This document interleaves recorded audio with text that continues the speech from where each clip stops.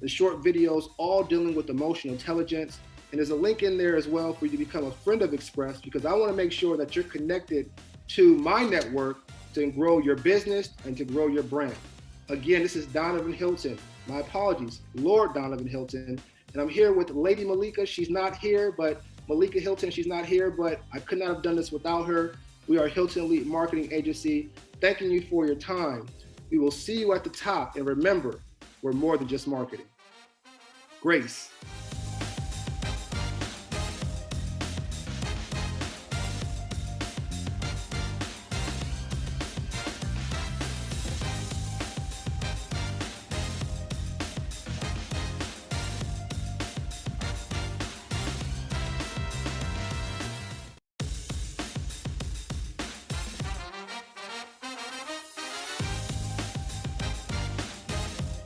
Hello, hello, hello. This is Brian Mcneil, the Sales Confidence Coach. And I am so honored to have this opportunity to share with you.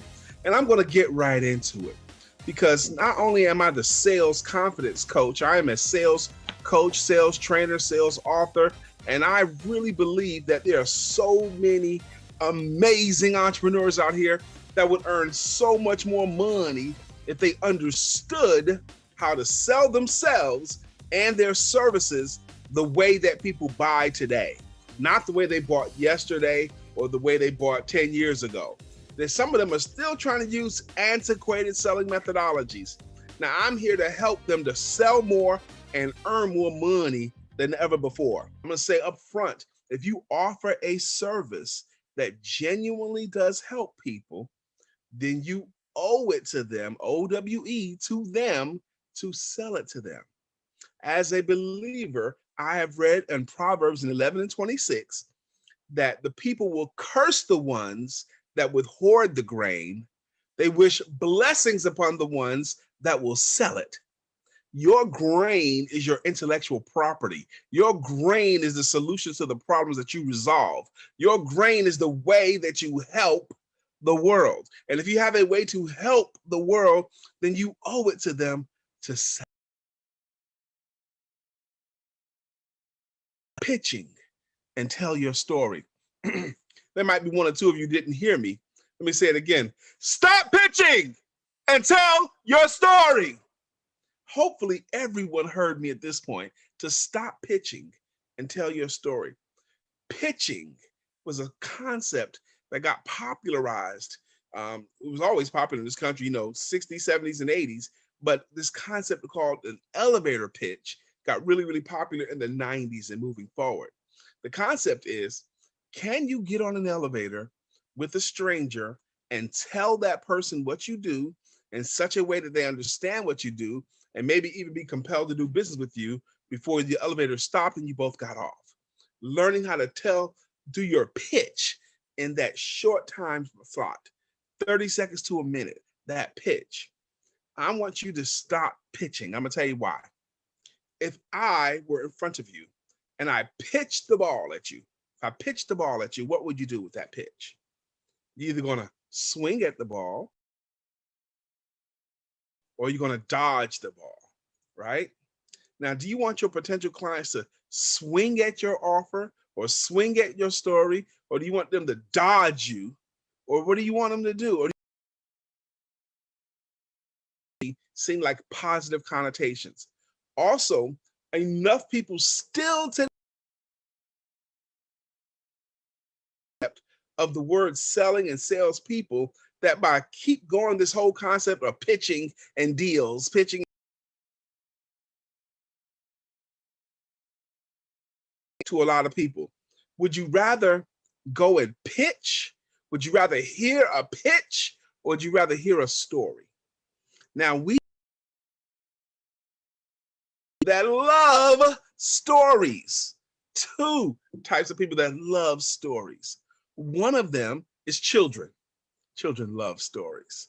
And the other one is adults. And we know that to be true because we watch movies and television shows and we get engrossed in the story. Just yesterday, I watched a TV series called The People versus O.J. Simpson. Now, I know this came out many years ago, but I hadn't seen it yet.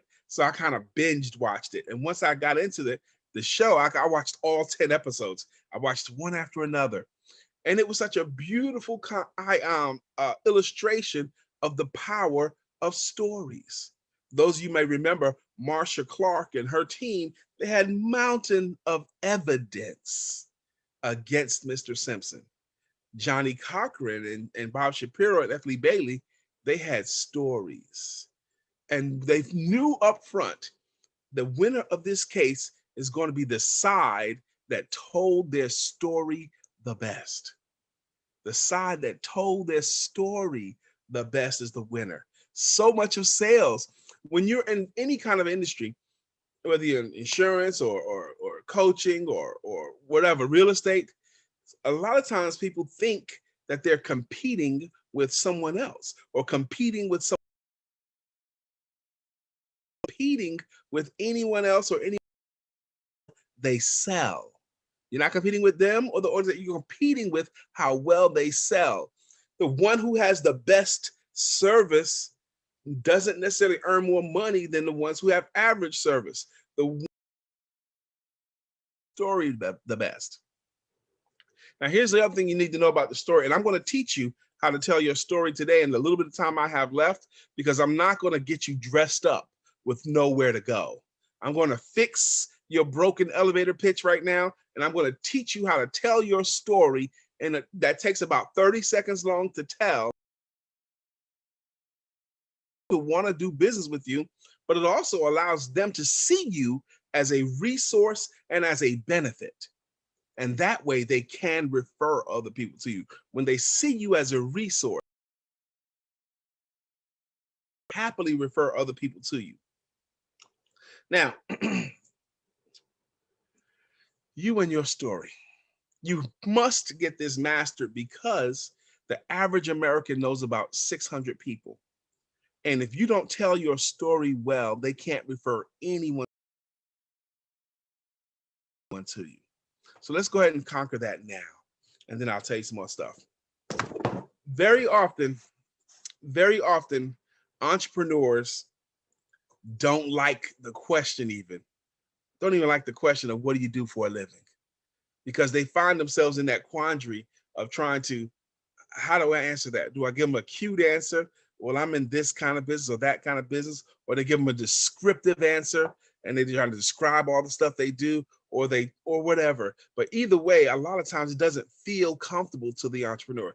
Even when they've taken classes on how to tell their pitch, it just doesn't feel comfortable. And because they don't feel comfortable pitching, they don't do it and they get frustrated by it. I'm going to teach you how to become very comfortable telling your story.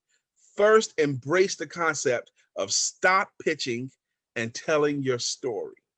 Here's a model. I'm going to get you a model on how to tell your story. To quote the great Morris Day, take out your pad and pen because it's going to get kind of right. That's what we're going to do. And it's a good idea for you to write down this framework of your story, a framework of your story that you can just fill in the blanks and you can win. Now, as a professional speaker and as a professional workshop facilitator, very often when I'm in front of a group, I'll ask for audience participation. I'll ask volunteers and I'll ask one person, what do you do for a living? And I'll listen to whatever they say. And then I'll ask that person, who do you believe would pay for your services? And then they'll tell me that answer too. And then I ask them the third question is, and what do you call the people that decide to hire you? And then I get that answer. And then the fourth and final question I ask them is, so what business would you say that you are in? Now, with those four questions answered, what do you do for a living? Who do you believe would pay for your services? What do you call the people that hire you? And what business would you say that you're in? With those questions right there is enough information to build your story. So what I would do is I would hear them answer those questions, and then I would tell them I would pretend I'm doing what they do, and I would tell their story using this formula that I'm about to teach you.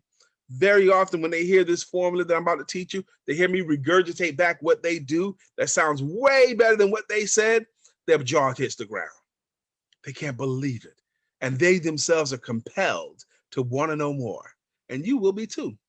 So here's the formula. Here's what I want you to write down. First off, I want you to write down and understand this. If you earn your money through people, if you earn your money through clients,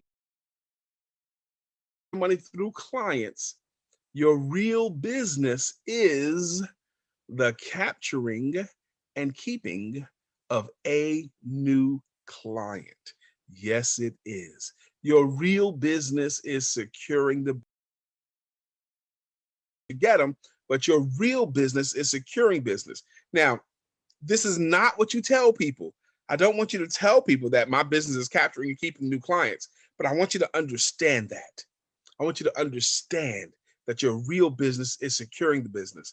My talk today is designed talk is going to be better at selling themselves and their services better than they ever have before for the rest of their lives. And this will help them to earn more money. So understand that your real business is securing business. And once you get that in your spirit and understand that, I think it adds the right focus to your workday.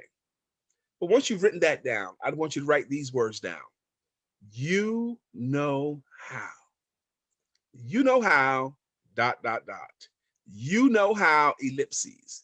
Write that down on your page and then skip 3 or 4 lines. Skip 3 or 4 lines and then write these words. Well, what I do is ... Well, what I do is ... And then skip 3 or 4 more lines and write the words so that they can ... So that they can ... So let me give you a few examples. Let's say you're a finance coach, a wealth coach, okay? And you have insurance as well. That's what you do. Now, the first part of this story, the you know how, when someone asks you, what do you do for a living? I want you to say the words, you know how. And then what I want you to do is to introduce into the conversation a problem that your service solves first, and then get them to agree that it's a problem. So if you're a wealth coach or a financial coach and someone says, what do you do for a living? I would say something like, you know how there are so many people that are completely confused about how to grow their money or how to protect their money or how to make sure that they leave money for other people. And that whole thought process just kind of frustrates them. You know what I mean? See, I introduced an easy to understand problem and I said, does that make any sense? You know what I mean? And I got them to agree it's a problem. Now, if you're in front of them, they might nod their head. Yeah, I know exactly what you mean. Or say, yep, or yes. Any kind of agreement is enough. So you introduce, they said, what do you do for a living? I want you to introduce an easy to understand, easy to agree upon problem that's solved by your services and get them to agree. Because the moment they agree on the problem that you solve, that is a magical moment. That's the moment where they have metaphorically taken you by the hand. And now you can take them on a journey. Once you got them to agree on the problem you solve, then you transition them into the next stanza. Well, what I do is, now here you're introducing yourself as if you are the solution to the problem. You're the solution to the problem. You're the aspirin to the headache, and you are you are the answer to that question. You're the solution to the problem. You're the answer to that question, and you're the aspirin to their headache. Well, what I do is you're conveying that you solve that problem through your services. But what I do is I actually help these folks to be much smarter with their money, and I do it through my services as a wealth coach. And then you transition them at the end. Note in that second part, you're not telling them how you doing it. You just tell them that you do it. That's it. And then the last part, that so that they can, that is the most important part. The reason why you do all that you do. You do all that cool stuff so that they can what? So that they can be much more confident about their financial futures, so that they can grow their money, so that they can leave a legacy, so that they can pay for college or pay for the home or buy this or buy that, so that they can something. You must say a benefit to what you're doing, because if you don't say a benefit, it's even worse. If you don't say a benefit, it's as if you didn't have a benefit, which is even worse. That whole story should take about 30 to 35 seconds. Now, if this is your first time being introduced how to tell your story formally, here's what you need to know. It's going to take you 10 to 15 tries with 10 to 15 different people before you get this right. Because you're in a profession, it's going to pay a learning curve, but somewhere between the 10th and the 15th person, somewhere in there, someone's going to ask you what you do for a living. It's going to flow through you. It's going to be better than every other time before. And you're going to know you got it right when they say the word wow. When they say wow. When they say wow, you're going to remember that I told you they're going to say wow, and you got to resist the temptation to giggle. But somewhere between the first and the fifth time you tell that story, between the first and the fifth time, the first 5 times you tell that story, that you know how, well, what I do is so that they can, you're going to notice just by using this formula, the quality of the response from the client has gone way up. By using this formula, you're going to notice that they start saying much better things to you. Things like, really? Or tell me more? Or how do you, or you know who you need to talk to? And oh man, I wish I had talked to you last year. You're going to get that response because now they see you as a resource and as a benefit. Tell your story and don't pitch. Tell your story. You're much more interesting. You're much more compelling. Now, I've been talking now for 16 minutes. Why should you have listened to me? Who is this dude? Brian K. Mcneil, the sales confidence coach. Well, not only have I helped hundreds of your friends and thousands of your friends have been positively impacted by my training, but many of you guys have read my books. Now, by my own count, I've read more than 700 books on how to sell. More than 700. I wrote a great list of the top 10 books on sales that I think everyone should read. And I've recently augmented that list, about 3 years ago, augmented that list to include these books. The first one I want to include is called The Shortcut. The Shortcut. You're not going to be able to see it here. The Shortcut. The shortcut in the subtitle is the fastest route to selling your services better than you ever had before so that you earn more money than ever before. This book is only 74 pages. That's it. This book is nuts and bolts of just what to do. And if you'll just do what it says do, you'll be much more profitable in about 4 weeks. A lot of cake, very little frosting. The Shortcut by Brian K. Mcneil. My name is still Brian K. Mcneil. Now that book just covers what to do to start making money, but it doesn't cover how to overcome objections or close sales. So to that end, I wrote the book, Asking for the Money. Asking for the Money, how anyone can close more sales, even you. Asking for the money, how anyone, this book is longer than The Shortcut, but it just teaches you what to do before you ask for the money. What do you do when you ask for the money? What do you do when there's a little bit of resistance? What do you do when there's a lot of resistance? This book infuses the reader with super confidence when it comes to selling themselves and their services. And I'm also very proud to be the author of Why Rhinos Make Great Salespeople, featuring Mr. Randall the Rhino. This book is a not just for children's book, comparing qualities of a rhinoceros and the qualities of an entrepreneur. And it's just a really, really great story, great bedtime story. So today I came because I wanted you to start considering, stop pitching and tell your story, because you'll be much more interesting to your clients, much more interesting to your potential clients, and stories will stick. When he said to you, the men, come with me and I will make you fishers of men. They understood that. The parables, by parables shall ye teach.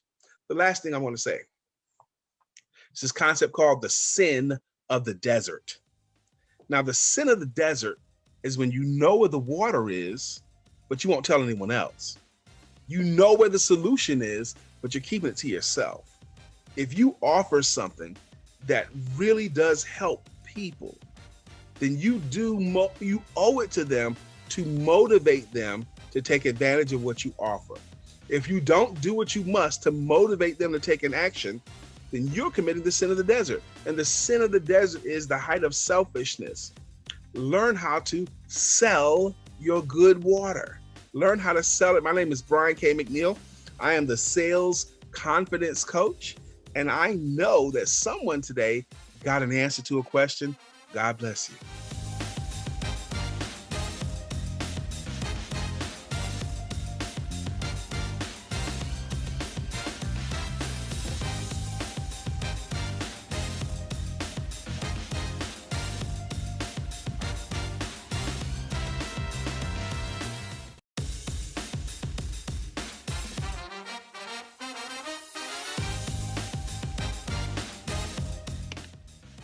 Hey there, how are you? I would love it if you could become very present in this moment because it's a big moment for you and for me. And wherever you are as you're listening to this, I want you to relax into this conversation, just like we're just two old friends chatting and sharing. I am Diethia Garnes. I am the mother of two, not including my fur babies. I am the author of 7 books, the host of one award-winning podcast called the She's About Business Show, and I'm also known as the Impact Coach. Why? Because I have decided to be an unstoppable, unrelenting force for greatness in myself and in others. And I know that you may have never heard of me before, but trust me when I say that I have been committed to your greatness for a long time. And I am unstoppable and unrelenting because there have been so many challenges and obstacles that have tried so hard to stop my progression to my purpose. But I'm still here. And during this roller coaster of successes and failures, I found that if I could overcome most of the challenges and the opposition in 3 areas of my life, it would lead me to joy, peace, and purpose.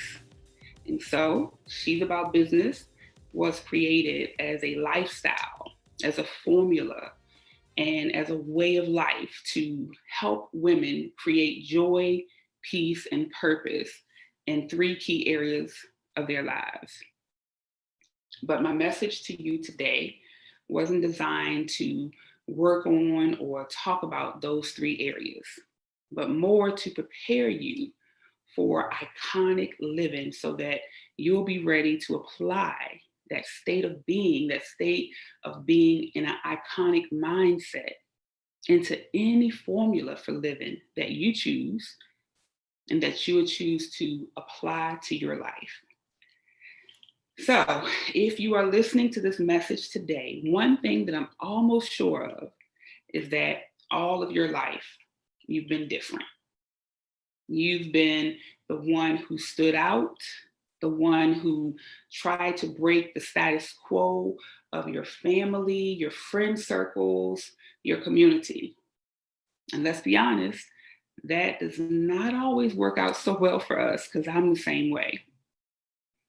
And if you're anything like me, being different has probably caused you a lot of ridicule from others, disbelief from in your abilities to do all of your crazy things that you dreamed and talked about. And all of this may have also caused you a whole lot of self-doubt.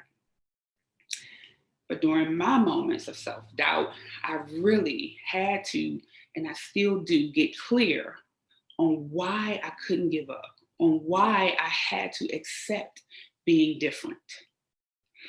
And for me, it all started with a simple decision one day when I was 7 years old.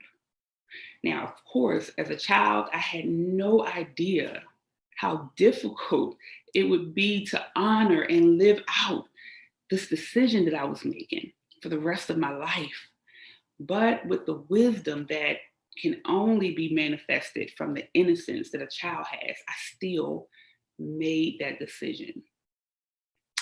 On that day, I was just your average African-American country girl. You know, I was definitely not living a fairy tale by any means. I was living with family while my young mother had gone off to pursue what I assumed at the time were her own dreams. And to my 7-year-old mind, I envisioned that she was living an amazing adventure for herself. And I could fully understand why I didn't fit into that at the time, although I really, really wanted to be with her, you know? So she was an amazing provider. She provided very well for me financially. I always had the best of things. And she was present in my life via phone calls and visits. And she promised that one day she'd come back for me, which she did years later. But in that moment, I really wanted to be with her. And in this particular moment at 7, sitting on the front porch of the home that I shared with my caregivers and many, many cousins, I felt very, very alone. And this moment, it always reminds me that I have to keep pushing. So I always go back there. Now, on this particular day, I felt alone, even though there were a yard full of family and friends who had gathered to celebrate someone's birthday. I can't remember whose, but there were the usual things: food, music, adult drinks, lots of what most would consider fun. But on that day, I just wasn't really in the mood for fun. You see, earlier that morning, my aunt, who was raising me, had told me that my daddy was coming to see me. And she had asked me to get dressed in one of my nicest outfits, and my hair was done up really cute. And I was ready to, face the man that I had never in my whole 7 years gotten a visit from. Our interactions up until that point had been solely surrounding my mother, to be honest.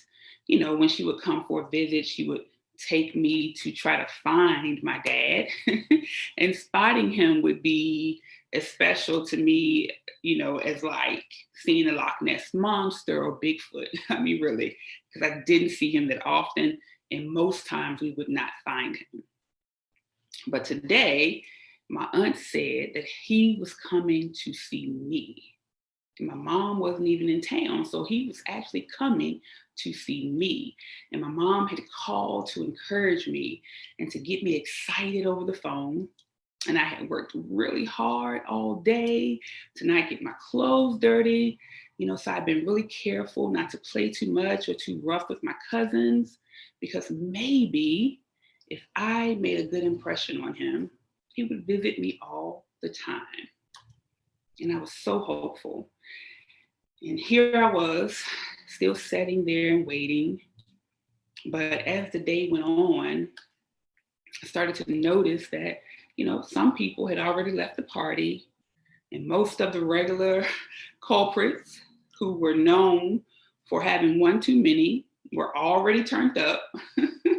And so I knew that before long, we children would be sent inside to bed so that the party could actually be elevated to the grown-up party, right? We all know how that works. So at this time, at this moment, as I sat there, I had to accept that my daddy wasn't coming. Today would not be a day of a special once-in-a-lifetime encounter with that elusive creature called the Father. At one point, I put my hands on my cheeks with my elbows down on my legs, and I just sat there in that position that usually symbolizes and tells you that a child is in deep thought.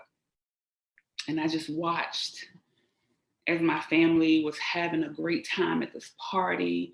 I observed some of the little, intricacies that exist, like within families, the little things that a lot of people don't catch, right? The things that I would later understand were signals of like secrets and scandals amongst my family, amongst the group. And I didn't know all of that, back then. I didn't know all about the messiness and all of that stuff. But what I did know is that something wasn't right. Something didn't feel right. And I knew that after being stood up by my father, I wasn't okay. but it didn't seem like anybody else even noticed or cared.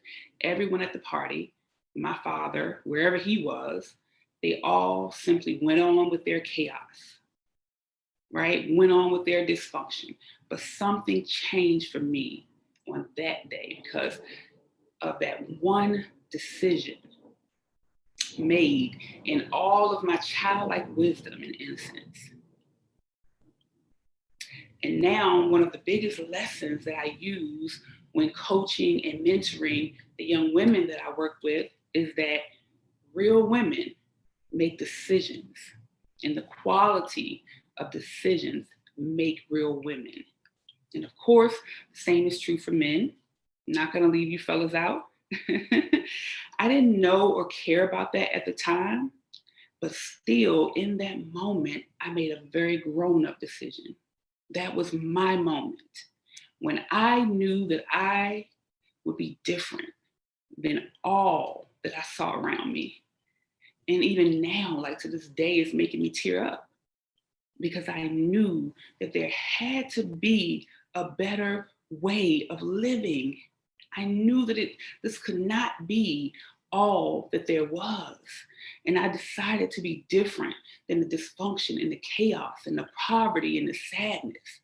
And I instinctively knew that I would be willing to die trying to do so. I knew it. And trust me when I tell you that many times it has felt like I was dying. All the times that I felt misunderstood, all the times that I was rejected, abandoned, disliked, judged, all for being different than the drama, dysfunction, and chaos around me. And maybe you felt that way too. Maybe it's just always been something different about you and your beliefs and the things that you wanted to achieve. And I've even been told that I was too positive, too motivational. I've had people tell me that they abandoned me or left my life simply because they didn't want to be around my light at the time because they were in a place in their lives when it irritated them. True story. And it irritated and it shook up the things that they were involved in. They didn't care if it hurt me. They just knew they didn't need my motivation and my uplifting attitude. So trust me, I know how hard it can be to be different. But I want to ask you today to go back to your moment, to that time, that place, or that incident when you made up your mind. You made a decision to be different. And I want you to ask yourself, is it still worth it? And when you get your yes, which I believe all of you watching this will get, I then want you to hold yourself accountable for the greatness that's still locked within you. You have always been different. Now it's time to be iconic. Yeah? Listen, last year, December, I was working on what concept I would be focusing on for the next season of my podcast, the She's About Business show. You know, I had prayed about it. I journaled about it. I explored, how life had been for me and for others since COVID. And I knew that this season would require me to go all in. I knew that my messages, my mindset had to be epic. I decided that they had to be iconic. So I decided that season 4 of the She's About Business show would be called Living Iconically and with Purpose. And I scheduled what I called my most iconic photo shoot. I purchased my iconic outfit that I would wear for my shoot. And I went on to have an amazing, iconic shoot on December 28th. I had never heard of BlackCEO's Black and Iconic Conference, didn't know anything about it until one day I was online, just studying being iconic in the word and trying to come up with topics for my season. That was on December 31st, and I found this conference, and here I am. Talk about the power of decisions.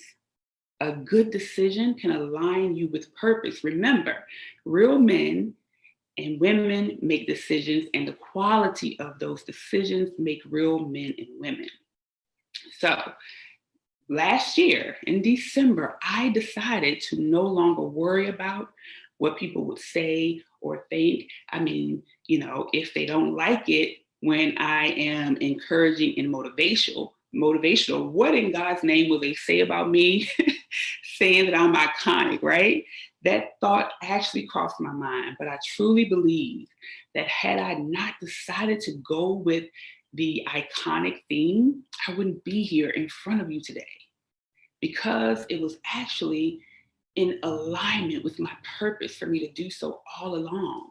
And I'm so thankful that I didn't let worry about what other people would think stop me from that.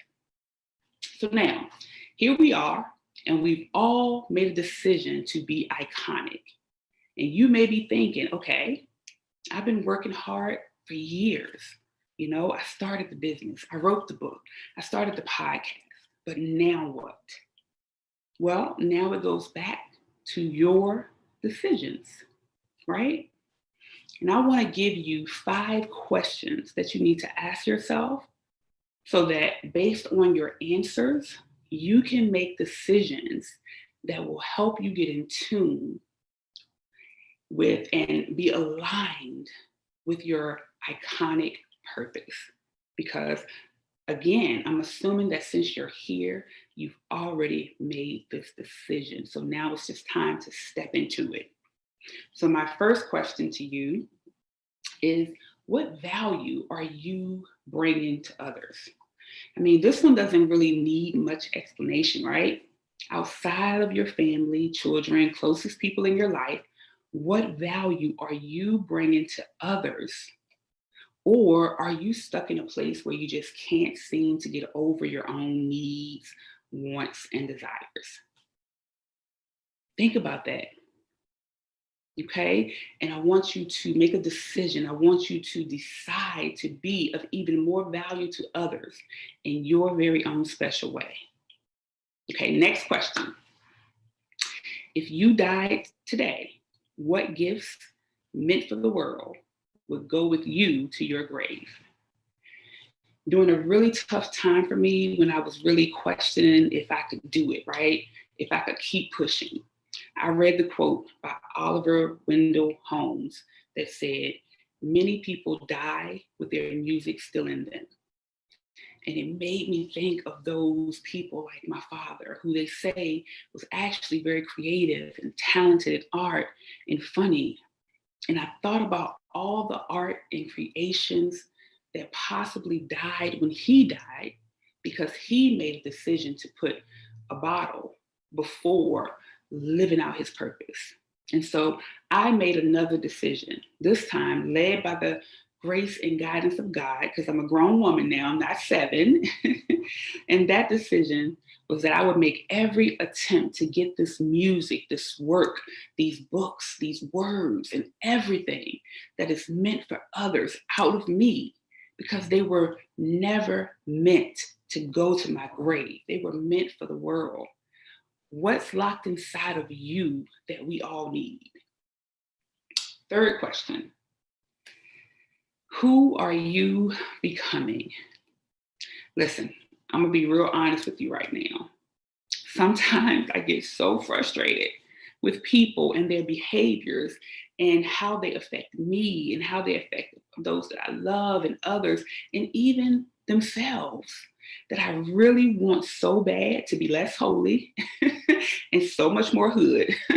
And there's even this t-shirt that says something to that effect, and I was so close to getting it and wearing it proudly, right? But I had to ask myself, who is it that you're becoming? And would you like her if you met her on the street? I know you often feel like spazzing out, going off, giving up, telling people how you really feel. And sometimes, we may have to go there because, hey, we're not perfect. And if that is a part of who you are and you feel that it's also an important part of who you are becoming, it's okay.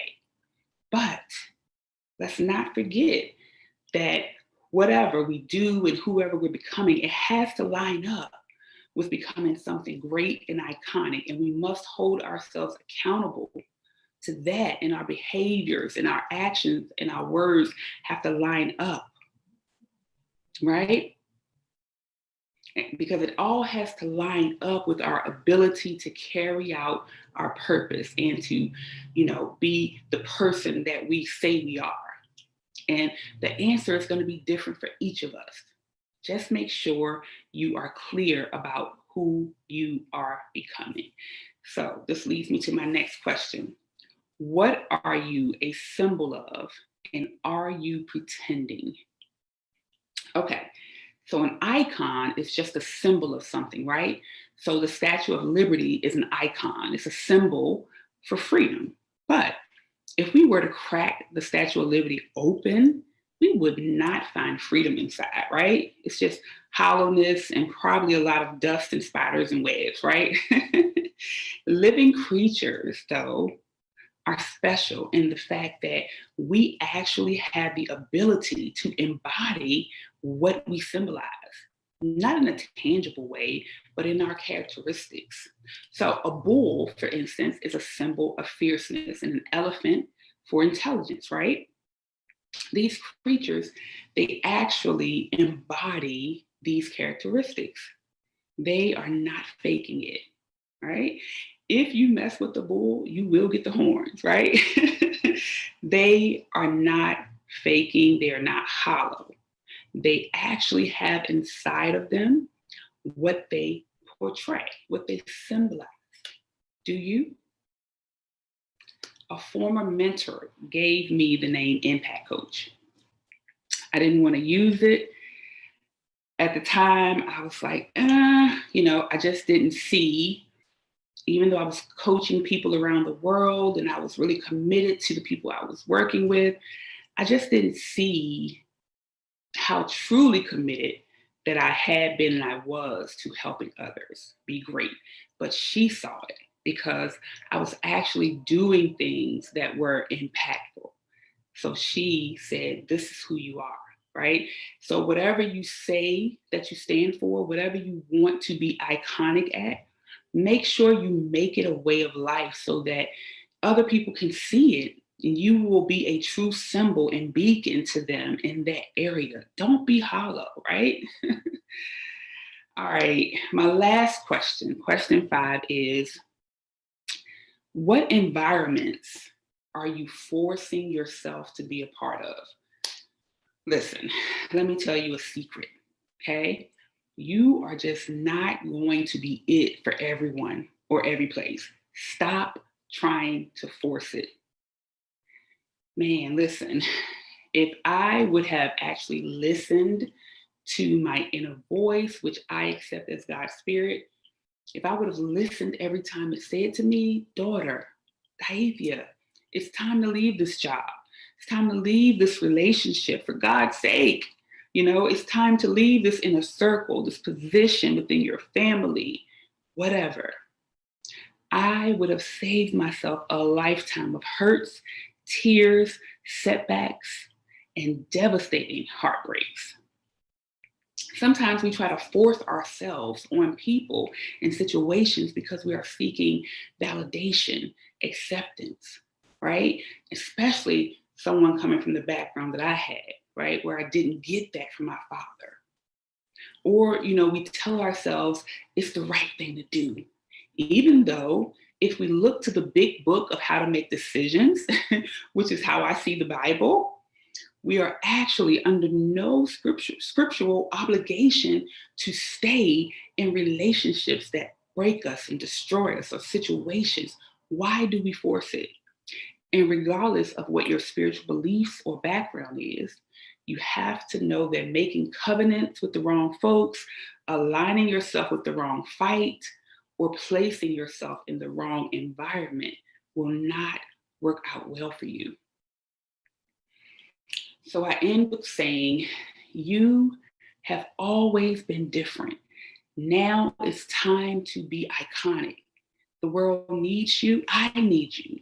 The little girls and boys in other countries who may be inspired by your book here in America, we need you. We need your show, your story, right? It's time to decide. Remember, our decisions are usually not based on the facts that we know, but on what we believe, regardless of the facts. So, what do you believe about you? You're here listening to this message, but now what? If this message has resonated with you, I thank God for that. If there is something else that I can offer you, I'll be more than happy to. That's why I'm here. I would love to make a bigger impact on your life. Please listen in to the She's About Business show. It's available wherever you listen to podcasts and even on YouTube. And of course, you can always visit she'saboutbusiness.com to get the She's About Business book series and to connect with me for some coaching or mentoring or whatever I can do to impact your life. But the most important action that you can take from today is to make a decision to be iconic and get out there and do it. I really love you guys.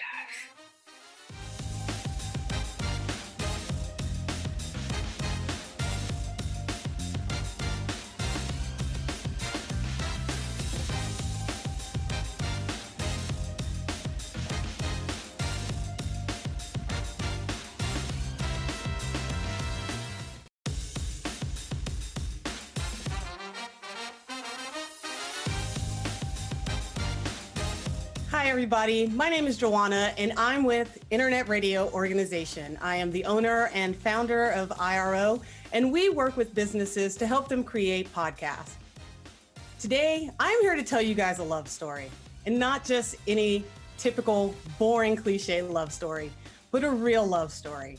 And it doesn't have to do with a girl meeting a boy and getting her heart broken. It has to do with a girl, a car, and a lot of music. So back in 2002, I graduated college, was trying to figure out what I was doing with my life. But every Friday, I'd get in my car and just drive around listening to music that I had found from bands in the local area. And the best part about growing up in LA is I can have friends who love music as much as I did. And they had bands and I had bands, and none of those bands intersected. So I had a wealth of information at my fingertips and a ton of music. But the thing I couldn't understand was, here were all these great bands, but nobody was playing them on the radio. You'd get the locals only show on Sunday, but the rest of the week you weren't hearing these bands, and they were really good. So I decided that that wasn't really fair, and I was gonna do something about it. So I created a podcast called Screw Pop Culture. And Screw Pop Culture was a music podcast that was supposed to highlight LA music bands. And it was going to be amazing in my head. So what I did was what anybody would do. I emailed a bunch of bands. And this is when MySpace was a thing. So I was sending them messages and I was honest with them and said, hey, I don't know what I'm doing, but I'm going to start this podcast and I'm going to play bands. And I'd like to play your music. And the bands obliged and sent me a ton of music.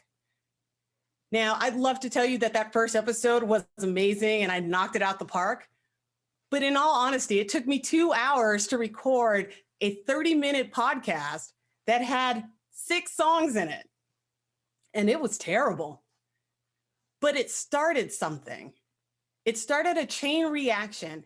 And a year later, we went from having a 30-minute show to a full 24/7 streaming online radio station, Radio KSCR, to putting on music video festivals where we were renting out movie theaters to show music videos from bands, and award shows and music video scavenger hunts and anything that I could come up with.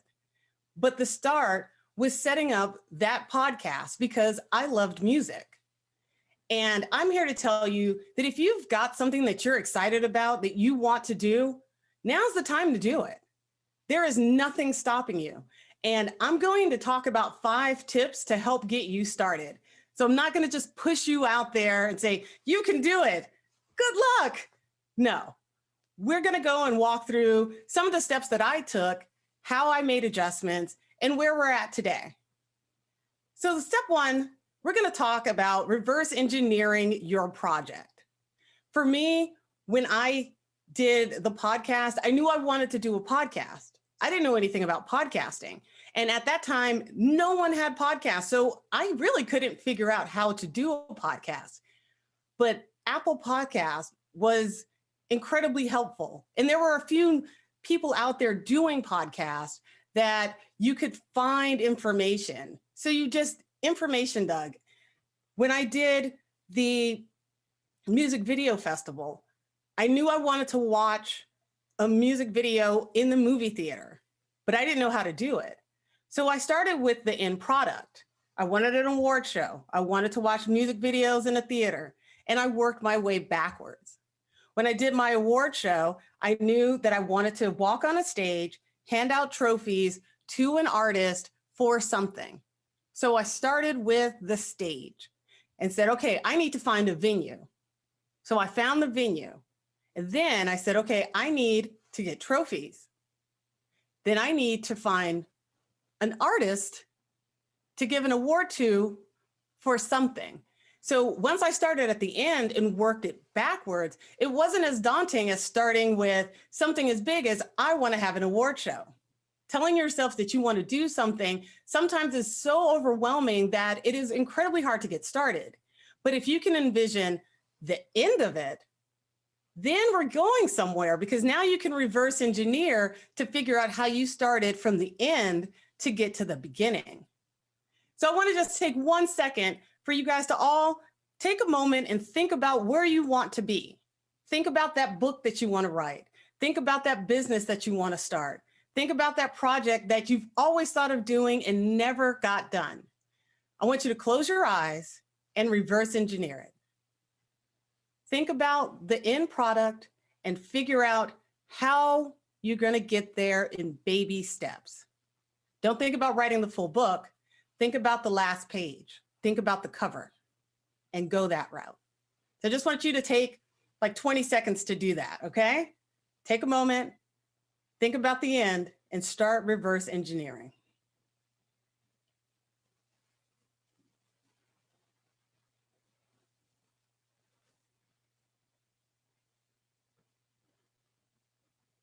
Now, the next thing I want to do is let's talk about research.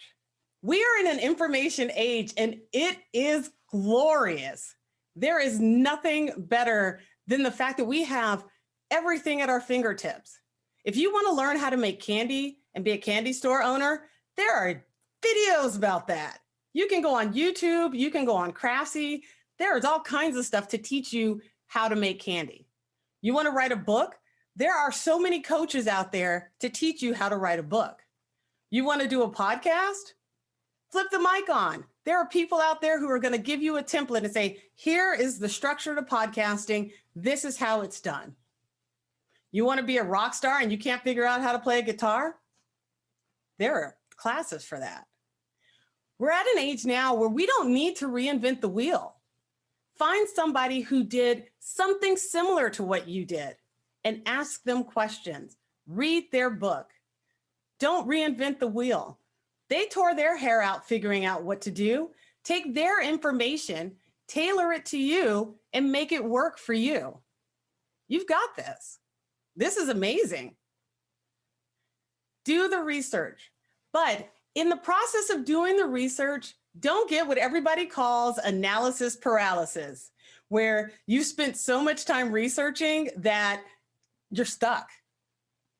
Do the research. When you start to feel overwhelmed, stop researching, start moving forward. Don't get stuck in the research stage. It's an important stage, but it's not the end stage. So make it happen. You've got that. The next step is, in my opinion, the most fun step. And that step 3 is, I call it plan for the apocalypse. And I am not talking a minor inconvenience. Plan for the apocalypse. We are talking Sharknado, volcano in the middle of like LA, every disaster movie you've ever seen, plan for that. Let's be honest, COVID threw us all a curveball. it threw us all a curveball. Even if you saw it coming and were following the news and knew something was happening in China back in December, you still didn't know the effect it was really going to have on you until it had it. So you need to plan for that. You plan for the worst case scenario, but you also need to plan for the best case scenario. There's so many people that I've talked to who don't know how to handle success. They get to a point where they've planned for the worst and it turned out better than they could have ever expected. And now they're sitting there wondering what to do next because they didn't plan for that. They planned for things to go wrong. So you need to make the plan for when things go wrong, but you also need to plan for when things go right. And like I said, this is the most fun because this is where you get to sit back, spend Saturday watching these bad movies on Sci-Fi Channel where there's a Sharknado and ask yourself, okay, if I was in LA during Sharknado 1, how would my business have survived this? During the big earthquake, how would my business survive this? During COVID, how is my business surviving this? Now, step 3 leads right into step 4, which is make adjustments. COVID threw a loop on everybody. And COVID did a number on a lot of businesses that people expected to be around forever. And the reason for that is because people don't know how to adjust. And then as an entrepreneur, as a life coach, as an author, as anything, you are in a unique position to be able to take a step back and look around and make adjustments. Because when all is said and done, what's the worst thing that's going to happen? Oh my God, you fail. What? You're not doing it anyway. So even if you do it and you fail, you just get to start back at square one. But you're not starting at square one where you don't know what you're doing. You're starting at square one where now you've got 6 months of information about what did not go your way. You've got 6 months of information of, hey, so this worked, but this didn't, but this worked and this didn't, and I need to figure out how to adjust. Think about health clubs and health clubs versus personal trainers during COVID. What happened? Health clubs are not doing good. 24-hour fitness filed for bankruptcy. 24-hour fitness wasn't doing good before COVID, but when COVID happened, 24-hour fitness couldn't even function. They couldn't handle. They shut down. It was supposed to be for 2 weeks. They never opened back up. They couldn't adjust. But the personal trainer down the street who was already struggling and was working with people in 24-hour fitness, helping them meet their personal fitness goals, all of a sudden had an opportunity because he didn't have to go to the gym. He told them, hey, look, we can't meet in person, but we can meet over Zoom. So I'm going to do our personal training over Zoom. And then when we could go outside, hey, I'm going to meet you at the park and we're going to do our training at the park. I'm going to make meal prep for you over there. Yes, you can't get flour or yeast because that turned into a thing that everybody wanted to make during this COVID. But it was like, okay, well, we can't make bread. Let's learn how to make something else. How many people started baking during COVID? How many people started bakeries in their homes during COVID? You make adjustments. You zig where you should have zagged. You figure it out and then you adjust. And that is the point. That's the part where companies are in such a unique position. Entrepreneurs are in a unique position. We don't start at the top. We start at the bottom. Most of us claw and scratch our way up. So for us to make adjustments and to turn direction a little bit, we've done it already. You're an author. You have a book. You've got a template for a book. And all of a sudden you realize that everything that you had researched doesn't exactly add up anymore. Well, that's okay. Take that book that you have, make the adjustments. Acknowledge halfway through the book, hey, this is where we were at, and now this is where we're going, and the rest of the book is focused on that adjustment. You've got this. There is nothing that we can't do out there. We're amazing people. We're amazing people, and we prove it every day. How many kids are paying for their parents' mortgages by opening up boxes of toys and playing with them? Who would have ever thought that that would have been a business? Who would have ever thought that would have been a business that an 8-year-old had mastered? That's almost heartbreaking, isn't it? When you think about it, there's an 8-year-old making millions of dollars doing nothing but being an 8-year-old, playing with toys on YouTube. And he gets toys and money? We're at a point now where you can make anything a business. If you love to do something, figure out how to make money at it. It's there. You're talented. If you can crochet, do you know how much people are paying for scarves made with really nice fabric? A lot of money. Just go on Etsy. People paint rocks. They put them on Etsy. People buy them. Make the adjustments. You've got this. Now that I've given you these steps, let's talk about the biggest step of all. And this is step 5. Step 5 is set a date and stick to it. Decide that you want to do something. When I started my podcast, I decided that I was going to do my first episode July 3rd. I don't even know why. July 3rd just seemed like a good day. And I said, okay, that's the first day of the episode. Episode 1's going to be July 3rd. So July 2nd, July 1st, June 30th, I was researching, trying to make that first show. But July 3rd, that episode happened. You put that episode on the calendar, you circle it in red, and you tell yourself, this is it. This is my time. This is when I'm going to make this happen. This is the day that I start the book, or this is the day that I end the book. This is the day that I announce that I'm going to start my business. This is the day for the event. You make it happen. The best part about having a date on the calendar is that it sets a deadline for you.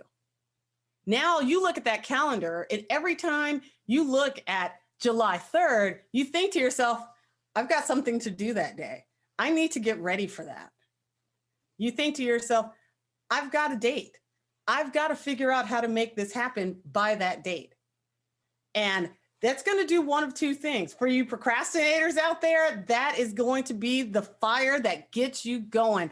The closer that day comes, you are going to have a sense of dread, or your heart is going to race every time you see that date pop up. And that is going to be exciting. And you are eventually going to get moving on it, because that date will come and go. And you are going to look at yourself and feel some kind of way if you put that date on the calendar and you haven't done anything.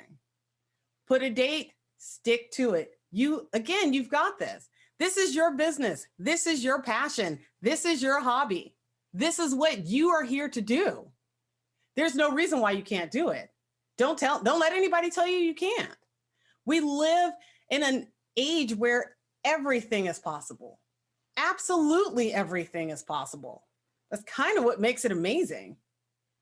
So get out there and write your book. Start your podcast.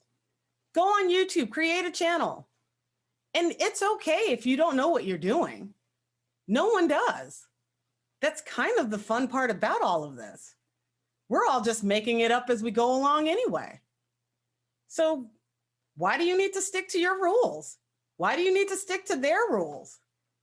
You could be an adult opening gifts in front of YouTube videos and playing with toys. There's a whole section of YouTube that gets a little dark that has it. Guys playing with My Little Ponies. It's a little weird, but they've made a living out of it. That's their hobby. That's what they want to do. You like playing Uno? Start an Uno game and play it online. Write that book. Your future is in your hands. Or better yet, your present is in your hands. No one is stopping you from doing anything. And the kids, the husband, the career that you already have that you kind of hate, all that's an excuse. If you really want to do it, you're going to find the time. You're going to make the time. And what you're going to find is that you're going to have way more people behind you than you expect. Nothing better than the silent heroes who are actually pushing for you to move forward, who, when you get that first podcast out, they're like, dude, this is bad, but I'm okay with it. Like, I'm 100% behind her. I like what she's doing here. I like that she's trying. I'm subscribing to this because I'm going to support that. She told a good story. I love her book. I need to follow this artist. I need to follow this author. I'm going to follow and get the next book she makes. You know, that coach, she said a lot of stuff on YouTube, and I'm 100% behind what she says. I am subscribing. And eventually, she's going to create a course, and I'm going to take it. There are a million people out there who are willing and ready to support you. So get out there and support yourself. Let people get excited about what you're doing. Get started for everyone's sake. Because let's be honest, I want to hear your podcast. I want to read your book. I want to get excited when you get on YouTube and talk about how you've lost weight or how you had an eating disorder and gained weight. I want to hear about how you created the next D&D, or how your band all of a sudden decided they're making music for movies instead of trying to get signed to a label. Let us get excited for you and figure out a way for you to get excited for yourself. Put that date in the calendar. Stick to it. Let's make it happen, guys. Thank you so much for listening to my speech. I hope you guys are pumped. I hope you guys are ready to go. My name's Joanna. I'm, again, the owner and founder of Internet Radio Organization. I would love to have you guys reach out to me. Please find me online at internetradioorganization.com or email me at info@internetradio.organization. I'd love to help you start your podcast, your videos, whatever you need done. Again, thanks so much for listening.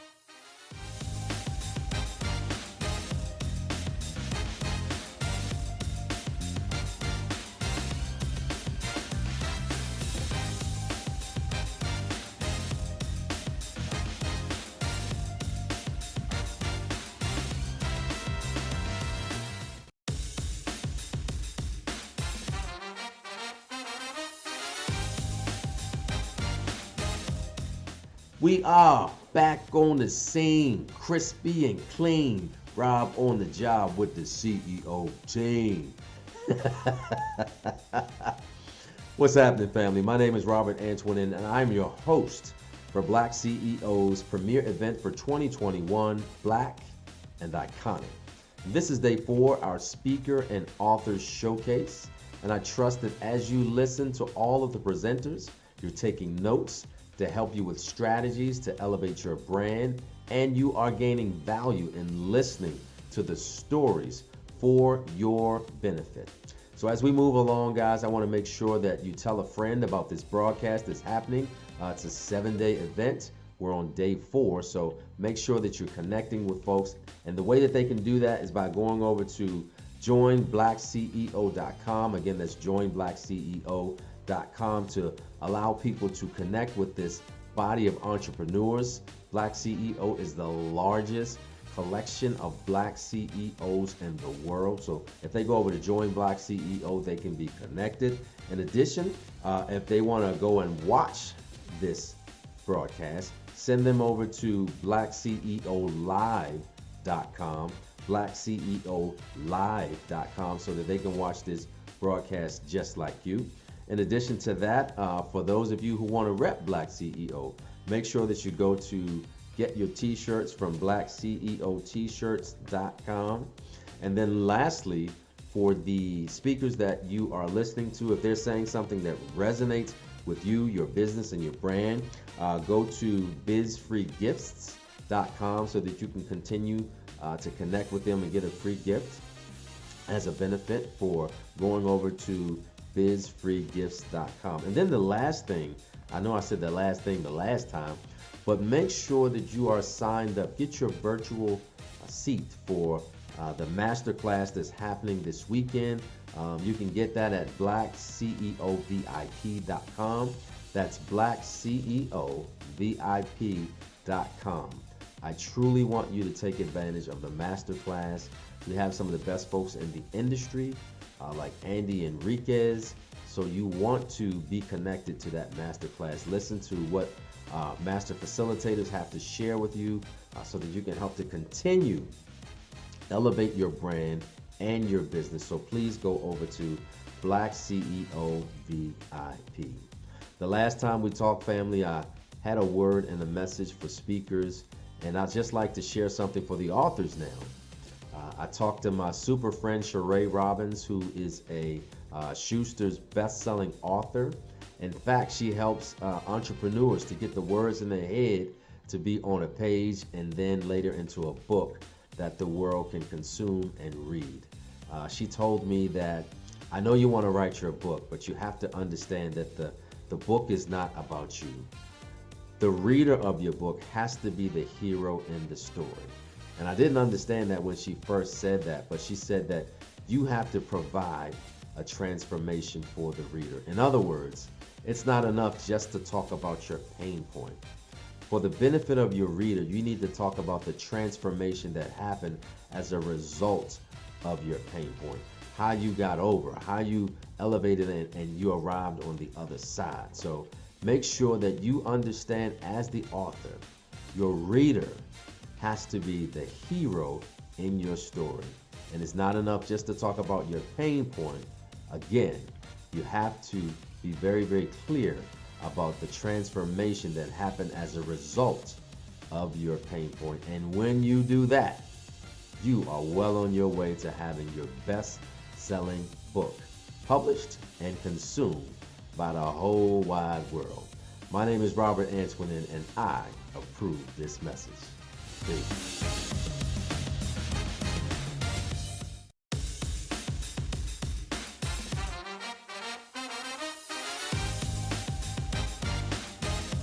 Can you keep a secret? I know that I take pride in being trusted with secrets, but today I come before you so excited to share the secret of leadership growth. But before I do that, what I don't want to keep a secret is who I am. My name is Moni Toussaint, and I am the president of Monumental Business Solutions. I take pride in being a monumental moment maximizer. What does that mean? I utilize tips, tools, and techniques to motivate leaders to maximize pivotal moments in their journey and achieve success. A certified career coach by trade, I connect ideas to actions and provide an environment for clients to live. And what do I mean when I say live? I want them to leverage their current skills, identify opportunities to grow, create value in their relationships, and evaluate progress to continually evolve as they move through life. All of my clients walk away with reminders to think monumental. If you have an idea, we have a plan. But your idea today is to figure out how do you grow as a leader. And I am delighted to tell you how to do that. First of all, before we get started, I love doing visioning activities. So what I want for you to do right now is to trust me and to close your eyes. Let's take a deep breath.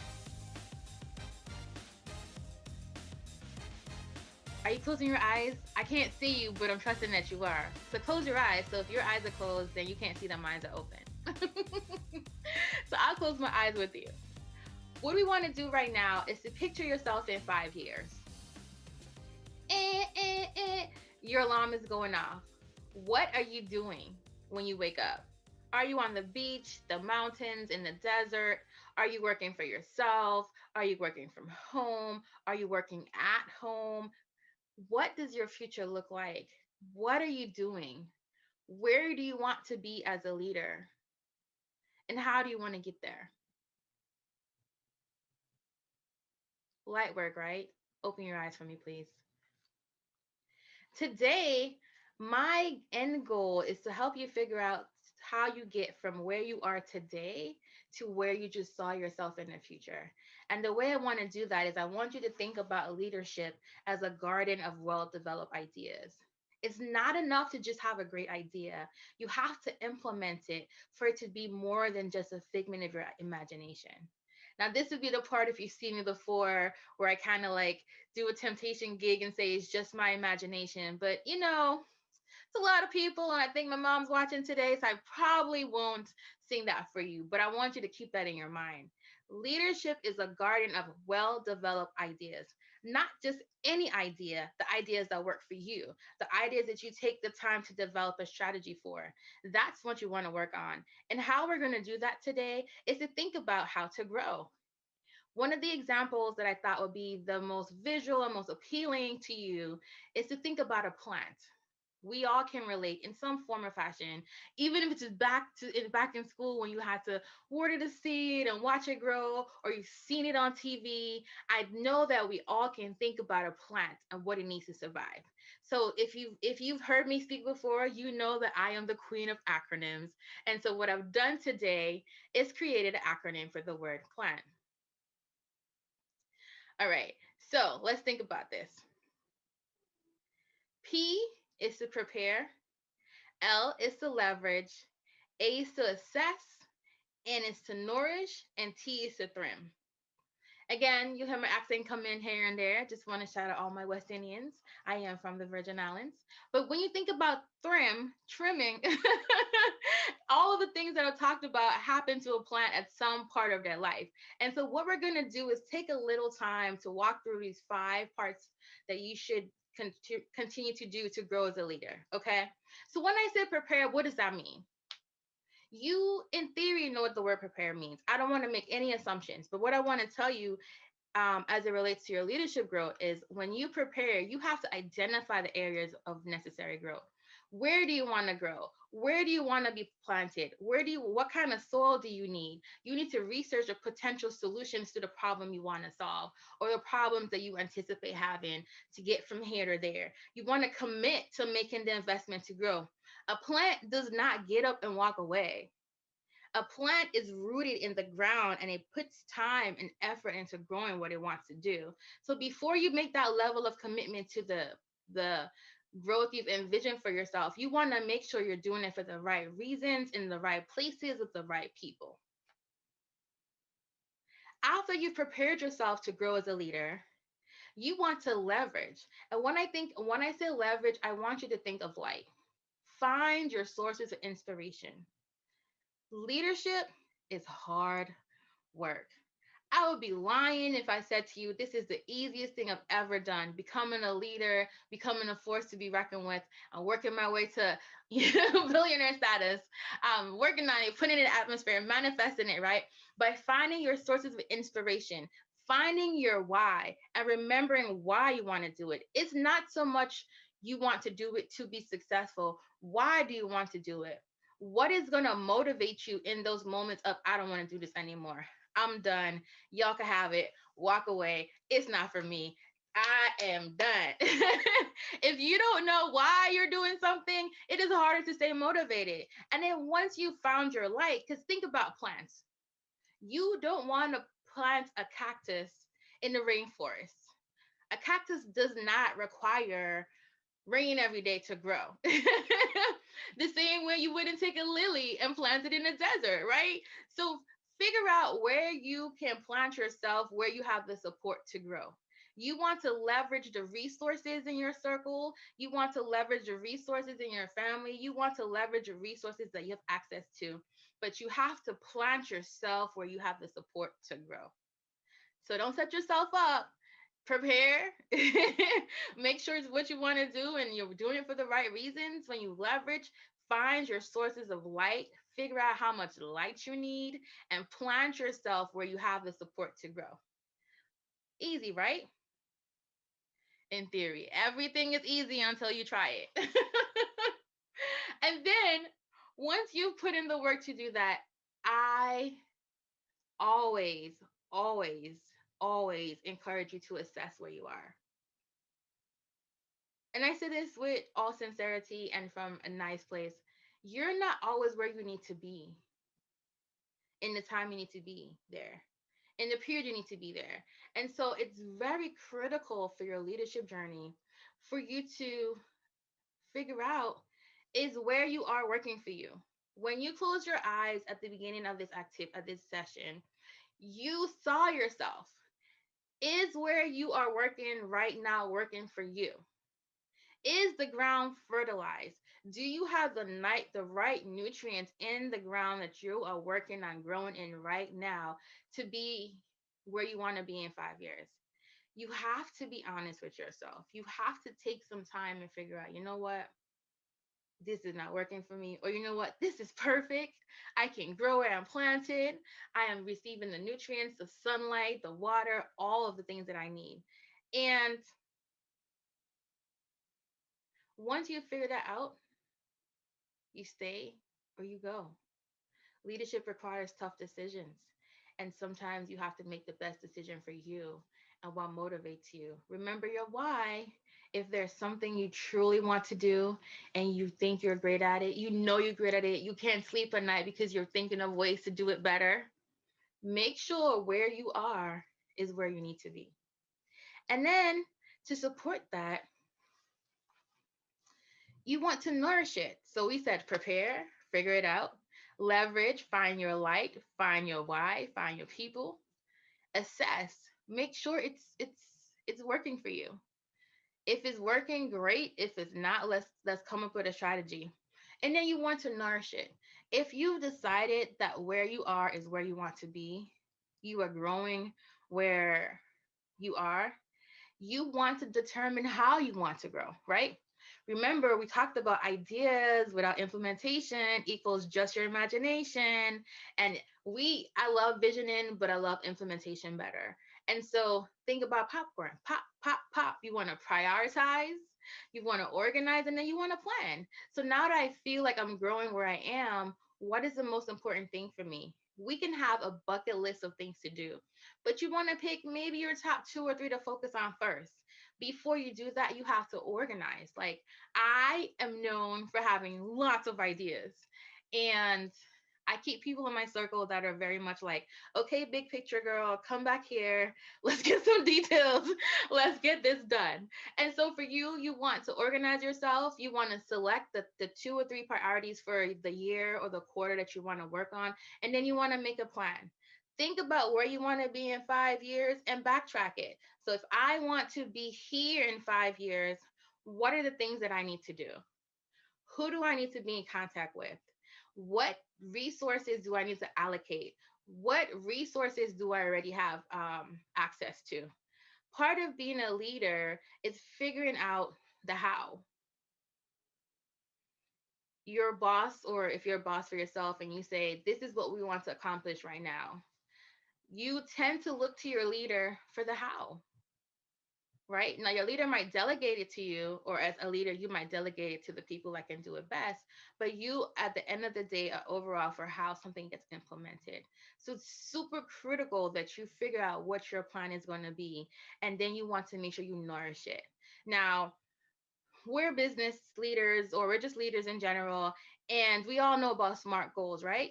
So part of nourishing this dream and vision and growth as a leader is being smart about it.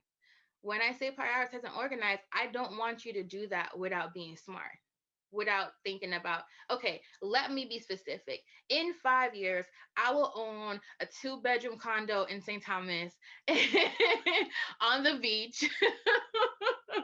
And my parents will be nice enough to manage it for me, whatever it is, and make sure that's measurable. Is it something I can measure? Is it attainable? Do I have the resource to do it? Is it relevant for where I am in my life right now? What do I need? And time-based. We're working with it right now. I'm just proposing. We want to be here in 5 years. This is what we want to do. So to get from there to here are some steps. Let's think about what that looks like. And you have to nourish your growth. You can't just say, I want to lose 100 pounds by December, but have no plan, have no meal plan, have no workout plan, have no anything. You have to nourish anything you've decided that you want to do. So the same thing with your leadership growth.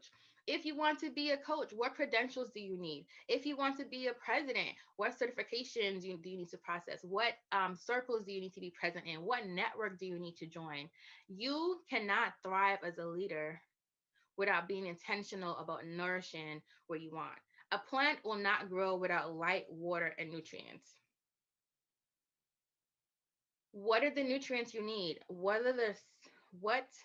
do you need? What do you want? Think about what you want and go get it. Stop. So you just cannot. I want to just sit here a while because you can't. I think we put a lot of time and effort into preparing, getting the right outfits, getting the right credentials, and we just don't do the work. Like, leadership takes work. It requires action, and deciding not to act is an action. Okay? Inaction is a decision.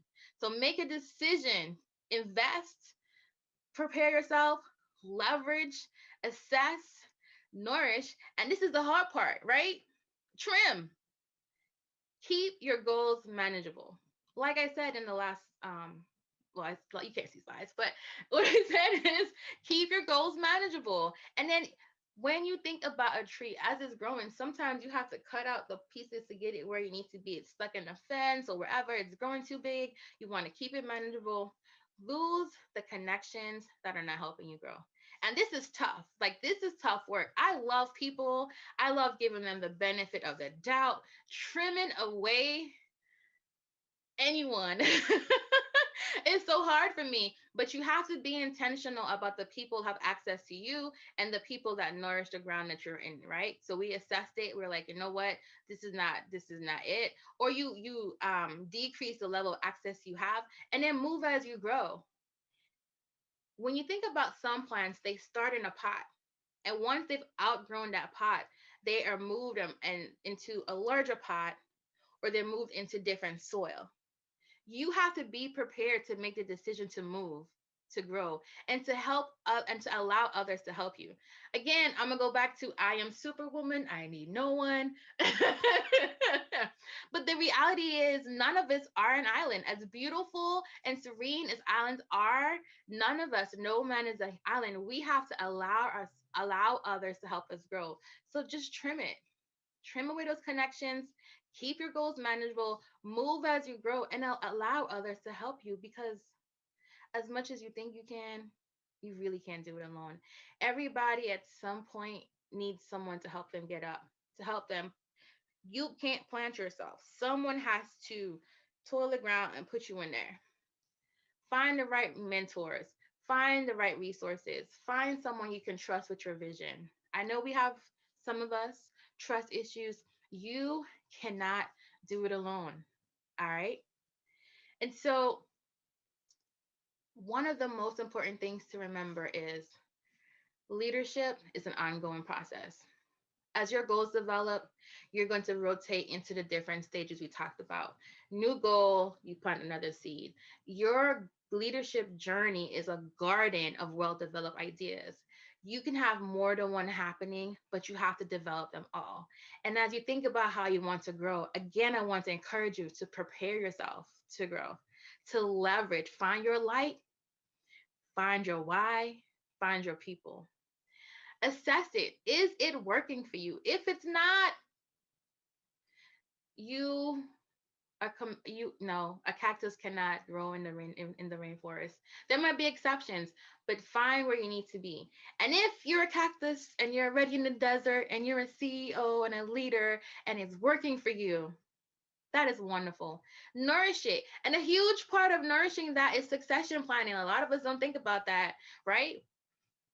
Nourish your goal and your vision. When you get there in 5 years, what do you want to see behind you? So 5 years after that, 5 years and 10 years, somebody else can be where you are. Don't forget to nourish. And then don't forget to trim. Trim the fat, trim the people, trim the goals, make it manageable and accomplish it. I'm a firm believer that if you do that, you are, and I don't want to make a guarantee, right? But strongly, there's a strong possibility that if you continuously do this as you come up with ideas and things you want to accomplish as a leader, you will definitely grow. Well, that's my secret. If you want to grow as a leader, be a plant. Prepare yourself, leverage your resources, assess the situation, nourish your growth process, and then trim it. What I do want to offer you then is a free gift. On my website, monumentalbusiness.com, I will have a leadership growth checklist there for you. And you can use this checklist to make sure that you continue to grow as a leader, that you continue to give back and bring other people with you, right? So don't just grow. You know, nothing's more random than a one random tall tree by itself with nothing around it. It's so beautiful to be in a garden, to be around others, make sure that you help other people grow, and to always give back. Ladies and gentlemen, I just want to thank you for your time and encourage you to stay connected with me with the hashtag Think Monumental. I am on Facebook, Think Monumental, Instagram, Think Monumental, monumentalbusiness.com, and YouTube as Monumental Moments. Again, my name is Monique Toussaint. It was my pleasure to share my secret with you. I am so elated that you took some time and stuck in there and worked through this plans module with me. I am excited to see you in 5 years, and I want to hear from you. And you can say, you know what, Miss Monique, I saw you. Miss Monique, I work for students. You know what, Monique, I saw you, and this was my vision. This is my goal. And if you need help, feel free to reach out. I am passionate about it. I encourage you to grow as a person, to grow as a leader, and to stay connected. And don't forget to think monumental. Thanks, and have a great day.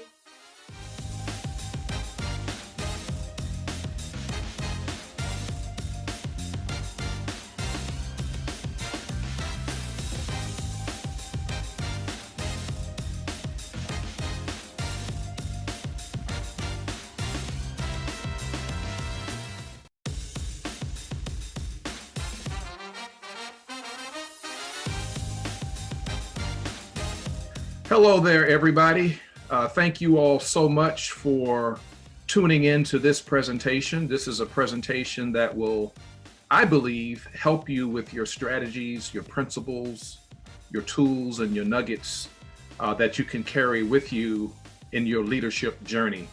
Wherever you may be at the front line, mid-level, or even the senior level, it's always important to be a continuous learner.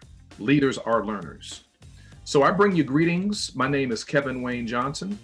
I reside on the East Coast of the US in the state of Maryland. I'm actually in Howard County in the Columbia and Clarksville area, which is halfway between our nation's capital and the city of Baltimore. I am the founder and CEO of the Johnson Leadership Group. I stood up my company about 2.5 to 3 years ago, following 34 years of total service with the federal government as a mid-level and senior level leader. And one thing that I did learn and I observed and I experienced was good leadership as well as bad leadership. So for the next several minutes, I'm going to walk you through what I believe will be very helpful in terms of becoming a person of influence. Becoming is the operative word as well as influence, because becoming is synonymous with recurring, ongoing, continual. Our learning should never stop. And then being a person of influence, this presentation is all about being a person of positive influence, positively influencing people in your family, in your social and civic organizations, in your church, in your neighborhood, everywhere that you go. When you think about your sphere of influence, let's make a positive change, because I firmly believe, and I stand on this, and it can be validated and verified, that good leaders help to make the world a much better place. So I'm going to walk you through these principles, and it's very important that you understand and gravitate toward and accept and walk in it, because these are very, very key and very, very important for our learning, for our growth, and for our development. And it's very, very key as we go along our journey to make sure that we always take the time to pour into the lives of others as well. So here's some insights to influence. First of all, leadership is influence. Really, to be honest with you, at the core of leadership, it's all about our ability to influence people, to get things done, to have the right attitude, to want to go forward, to be proactive, to see the vision and catch a hold of the vision and move forward with it. But we have to be mindful that our influence with others is not usually in all areas. So that means we need to be aware and cognizant and open and receptive to allowing others on our team who may know a little bit more than we do. They are experts in a particular area, and that's good. That's a good thing. With influence comes responsibility. I like to break this word down into two different words: response hyphen ability. Our ability to respond to what's needed with our leadership. My influence, your influence with others, like I said earlier, is either positive or negative. There's not much wiggle room in between. And our influence definitely can grow. And I'm going to show you in just a few minutes that as we grow our team and we grow our organization as well. And then last but not least, just in terms of some insights, some thoughts, some perspectives, some views, if you would. People of positive influence add value to others. We see the potential in others and we help them, we speak into their lives, we coach and we mentor them, we train them, we teach them, we show them the way, both verbally and non-verbally. So these are some insights into influence. So let's look at 10 ways to increase our influence for the balance of our time together. Remember, the title here is Becoming a Person of Influence. Needless to say, integrity is at the top of the game. A person that keeps their word, a person that walks the walk, talks the talk, shows up on time, is in the place where they say they would be, follows up on what they promised to do. Being a person of integrity will increase our ability to be able to influence them because we take away any questions at all about clarity, about confusion, or not quite understanding how or why to follow us. And so integrity is very, very important. And it really gets down to you and I just keeping our word. You know, being a person of integrity is powerful. It means a lot. And people want to follow a leader with integrity. This next one here is nurture. Now, take a look at the image and think about what that image symbolizes to you. Now, even though we all see the exact same images, because of the diversity of thought that we have, we're taking away slightly different things from this particular image. But as it relates to nurturing, we have a responsibility as it relates to our influence to help people to develop, to mature, and to be the best that they can be. And this particular plant symbolizes where they are right now in terms of their growth and their maturity. And what you can't see is as the plant goes north, the roots are actually going south. And in that soil contains all of the nutrients and all of the nutrition that that plant needs to continue to grow. And so that's synonymous with how we nurture people. We give them the tools and the resources and the facilities that they need to be a success. The last thing that you and I want to do is to hire a good person and not be able to retain them because we haven't given them the tools and the resources that they need. And so at some point, this plant will have to be replanted because it will outgrow the hand that it's currently in. It's just inevitable. And so it is with us in terms of increasing our influence, helping people grow and plant them in the right position, plant them in the right opportunity so that they can continue to grow. Nurturing is not babysitting and it's not babying, but it's looking over, having oversight and helping people along their journey. Faith. Love this one, faith. I tell you, you and I can increase our influence with everyone within our sphere of influence by having faith in them, believing in them, having confidence in them, and showing them in a nonverbal way, but also speaking it verbally, letting people know, you know, I have the utmost faith in you. I believe that you can get this thing done. Because a lot of people doubt themselves. They don't think that because they don't have the proper education, the necessary experience, the needed qualifications, that they can't perform in a particular area. And I have seen time and time again, that's just not the case. They need someone that has faith in them. So speak positivity into the people that are within your sphere of influence. This next one here, as you can take a look at the body language, something's not right. Something's not clicking. there's a disagreement here. There's a disconnection here. So you and I need to be better listeners. I'm not sure if you were aware of this or not, but we speak at a rate that's much lower than the rate with which we hear. We speak at about 180 words a minute, but we listen at about 350 words a minute.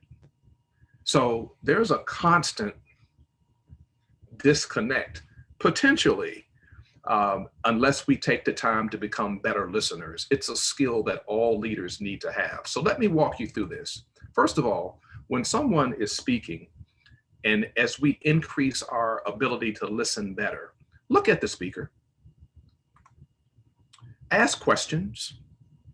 More importantly, ask thought-provoking questions and open-ended questions, because a closed-end question will just get you the one-word response. Don't interrupt, and please don't change the subject.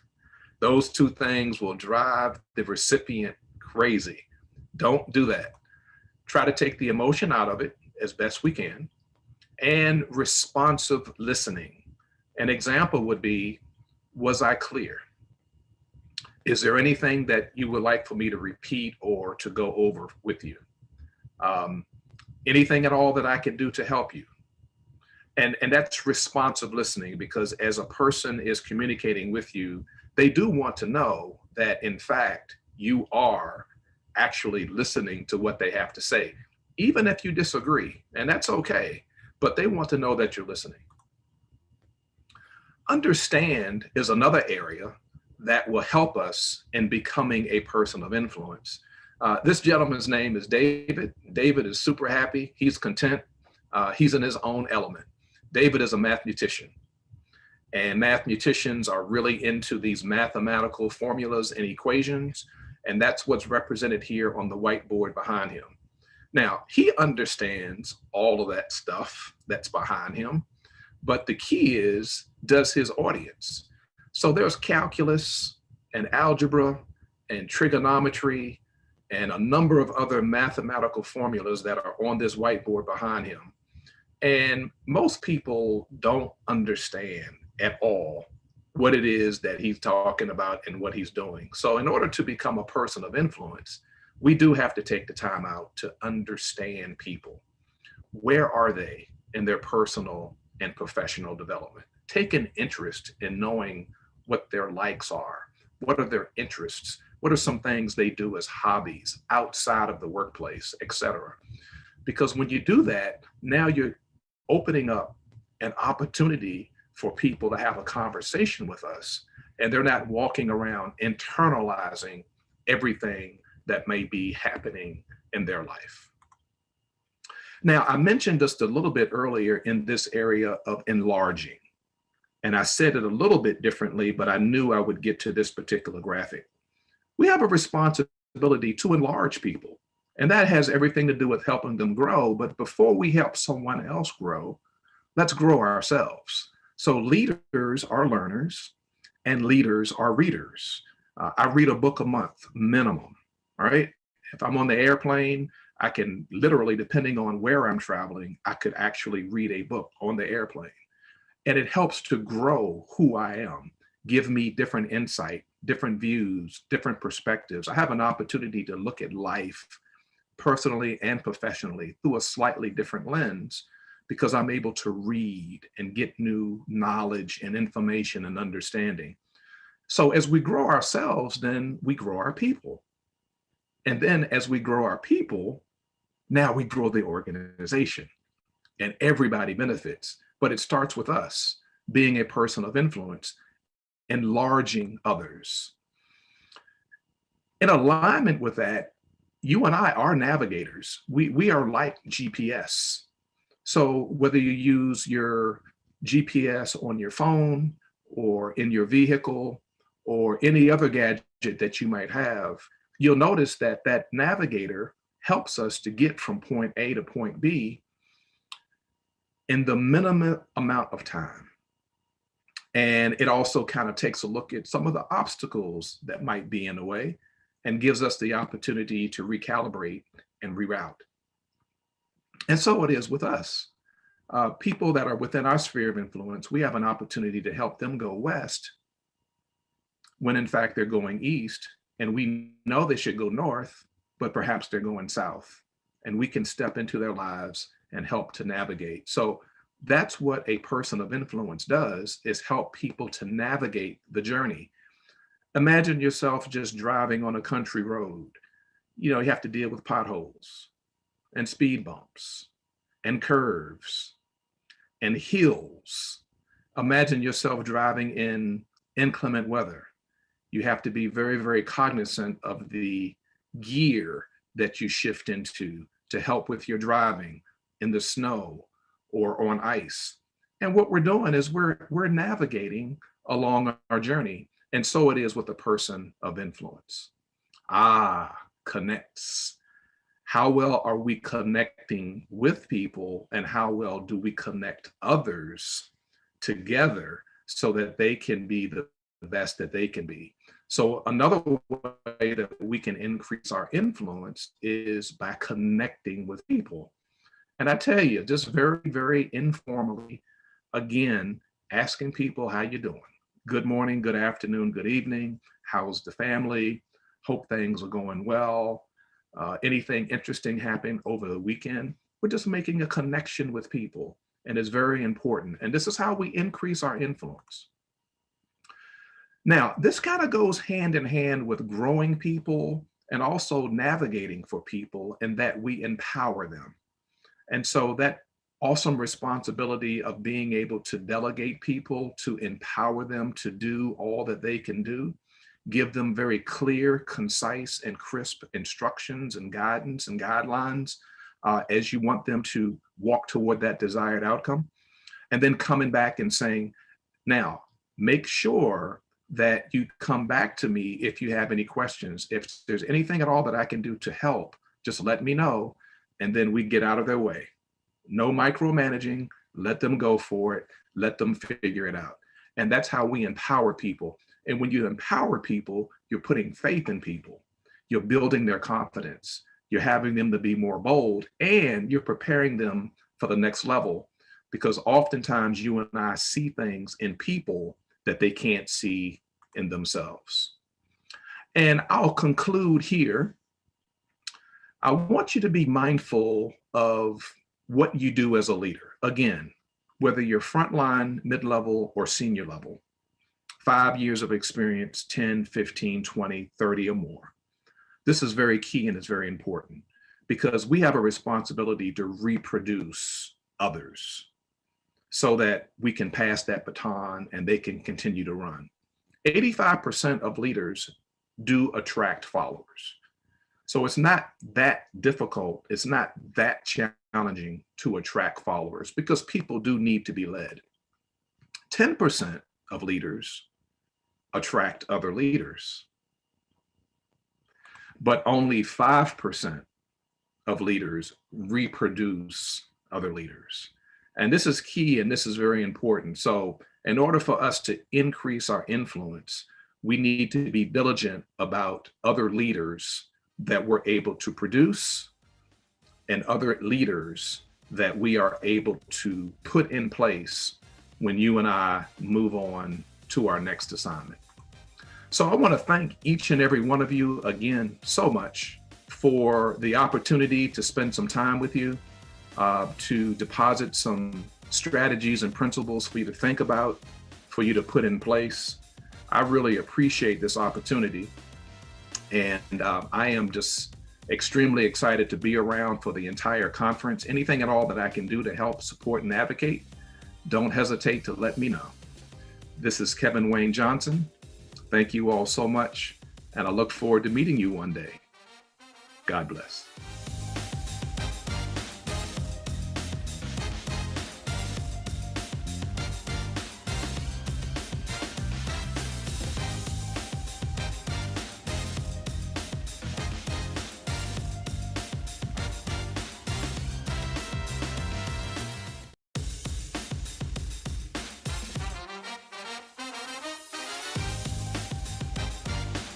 Hello, my name is Ronaldo Randall. I am a life, leadership and business strategist. I am here to talk to you all about making room for your next level mindset. So hopefully some of you all were able to see my short talk earlier, and we're going to dive in a little deeper into that information. So what I like about mindset is a lot of things that you'll get in this conference, you can actually hire somebody to do. With your mindset, you can hire somebody to help you with it, but the mindset is yours. You got to build it, you got to maintain it. And so we're talking about next level mindsets, and next level is important because we're coming hopefully out of a pandemic. And so we need next level thinking to be able to move us forward. So let's just get into it. So today we're talking about, and just to give you an idea of the agenda, because I'm going to go a couple different places. I want to talk about SMART goals, because obviously goals are at the center of everything you do. If you have a dream without goals, you are just dreaming. So we're going to talk about 7 goal areas that I would recommend for everybody to be holistic. We're going to talk about mindset as promise as a focal point, and I'm going to give you 4 pillars as one of the mindset points, because I feel like it's the one where people struggle at the most. So the 10 steps of mindset acquisition and maintenance, those that have seen my earlier talk will be very familiar with it. Those that haven't, put on your seatbelt because we're going to go. So 10 steps of mindset acquisition and maintenance, acquisition and maintenance, acquisition and maintenance. So I'm going to list them. We'll go over them in a little bit more detail as we move through this workshop. But the first one's decision. The second one's discipline. Obsession is the third. Personal development, self-talk, tighten up your circle. One of my favorites, help people, gratitude, be uncomfortable, and balance. So this will be a great screen to take a screenshot of, just so you have them all on one page. So if you want to take a screenshot, here's a perfect opportunity to do it, to take a picture with your phone. 10 steps of mindset acquisition and maintenance. So we're going to start with the decision, right? Because the beginning is the most important part of the work. And so you have to make a decision. You have to decide, you have to make a decision to make a decision. That becomes the vision of whatever you do, right? And so I have a brand called Next Level Entrepreneur, Vision Plus Action, right? So you have to have a vision before action. You don't want to put the action before the vision, because those without vision perish, they lost. So you want to come up with the why. So why are you doing what you're doing? And what's the why that'll keep you in the race, right? When things get difficult, when things get hard, what'll keep you in the race? So I like to say, use it as an acronym, what horrifies you, right? Because some people will be moved into action by the things that they're afraid of more than the things that they really feel like they should be doing it for, if that makes sense, right? So get that, let me say it again. Some people be moved into action because of things that they're fearful of. Like fear will make you move more than I want to do it for myself. Really that one, but more than even I want to do it for my kids, right? And so knowing what your why is important. In your notes, I'll write that at the top. What's my why? And then do something tangible. So a lot of people think about things and they never start. So you got to start, because the beginning is the most important. The most important part of the work. So do something right away. So right now you did something. You joined a conference and you're gonna get a lot of information. I would suggest doing something that requires a little bit of uncomfortability, right? Like put some money on it. Tell somebody that's a mentor or somebody you feel that you respect. So that way, if you don't do it, you're gonna look back, and that'll help you be motivated. And then ultimately, set your goals. And so we're gonna talk a little bit about goal setting as we transition, because you gotta have the vision. In order to get to the vision, you gotta have goals to get you to the vision. All right, so 8 goal areas that I suggest, right? This is another opportunity for you to screenshot. If you write fast enough, write it down, or just take a picture with your phone. So number 1, and let me just go ahead and say right off the bat, these are not in any particular order. In fact, you should put it in the order that best pertains to you, right? Like your moral compass. If those are familiar with Maslow's hierarchy of needs, if you're not, look it up. It's that pyramid that says you need food, clothing, shelter at the bottom. And then once you get that, everything else goes up, right? You get more sophisticated. So some of you all might choose to use that as a tactic when looking at this. But here are the goals. You put them in the order that make the most sense to you, but you need to have a goal for each area. So financial goals, intellectual goals, family goals, spiritual goals. That probably should go at the top. Physical goals, career goals. If you are a parallel entrepreneur, right? If you're still working and you're still doing your entrepreneur thing. Social goals. And then finally, my favorite, entrepreneurial goals are one of my favorites. And so those are the 8 goal areas that you need to have.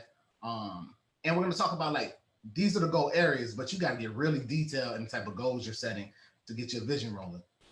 So we're going to talk about SMART goals. And some of y'all may not be familiar with SMART goals.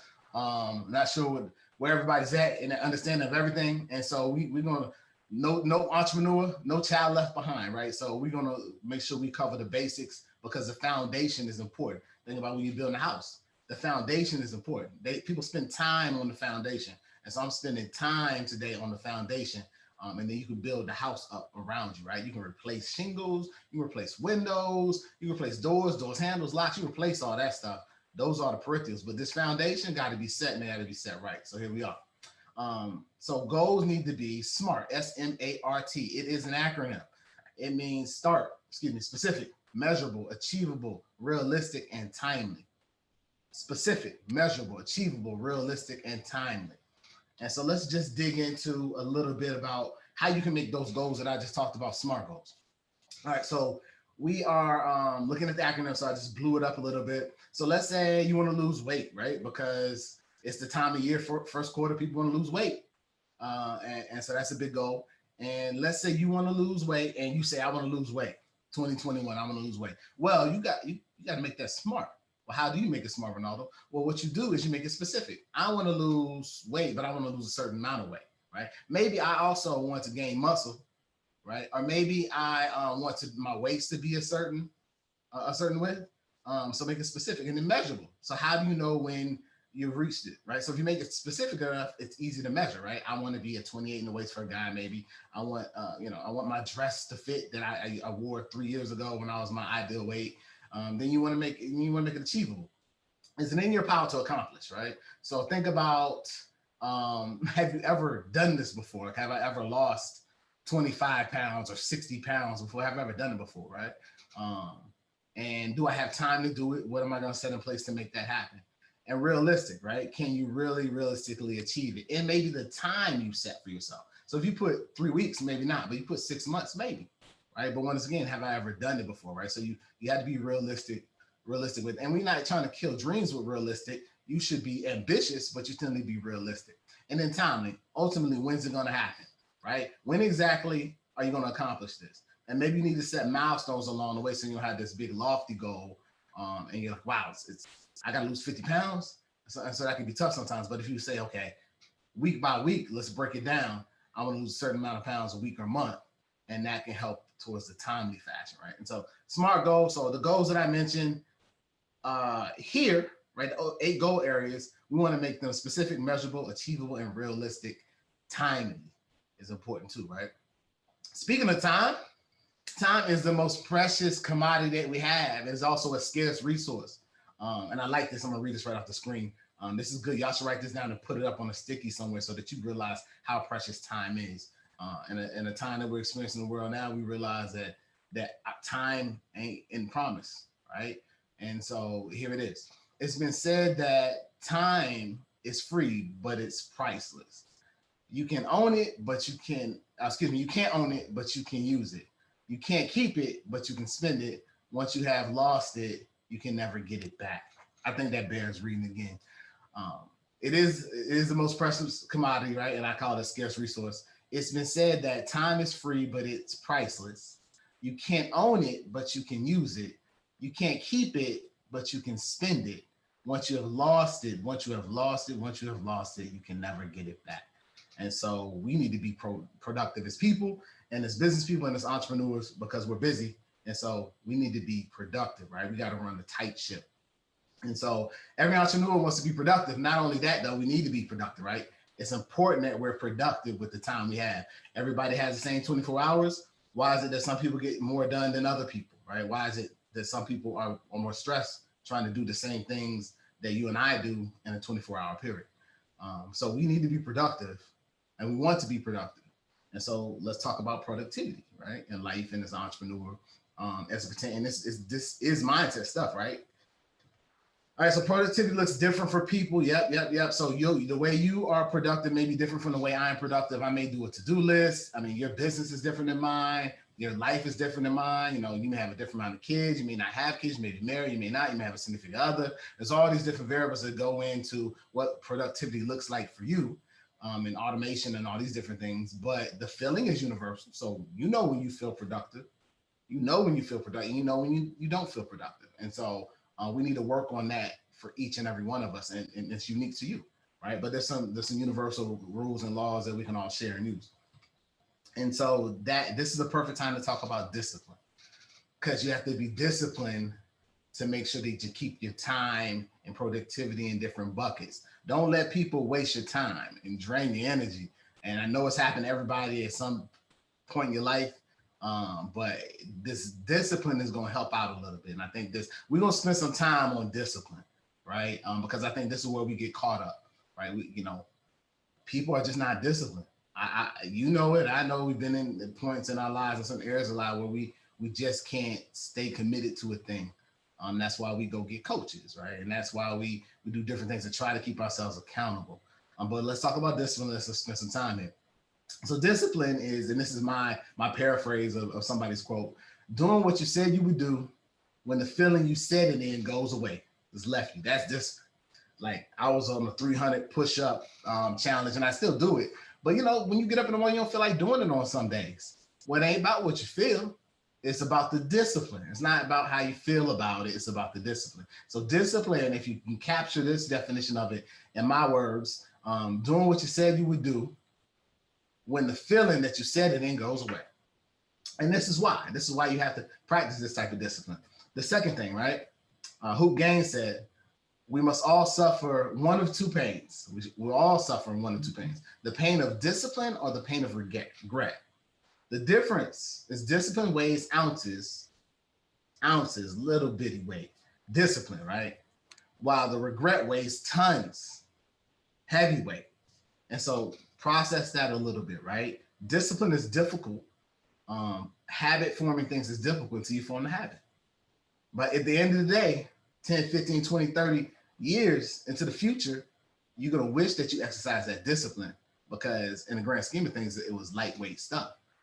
Because at the end of the day, when the rooster comes, when the hen comes home to roost, the regret is what's going to weigh tons, right? I wish I coulda, shoulda, woulda, right? And so discipline. So let's dive into discipline a little bit more. We're busy people. Even as you're watching this, some of this stuff is probably happening, right? You got notifications from some of your social media outlets. There's email, there's a call, there's a text. So we're busy, we're distracted a lot. And so a major part of being disciplined is removing distractions.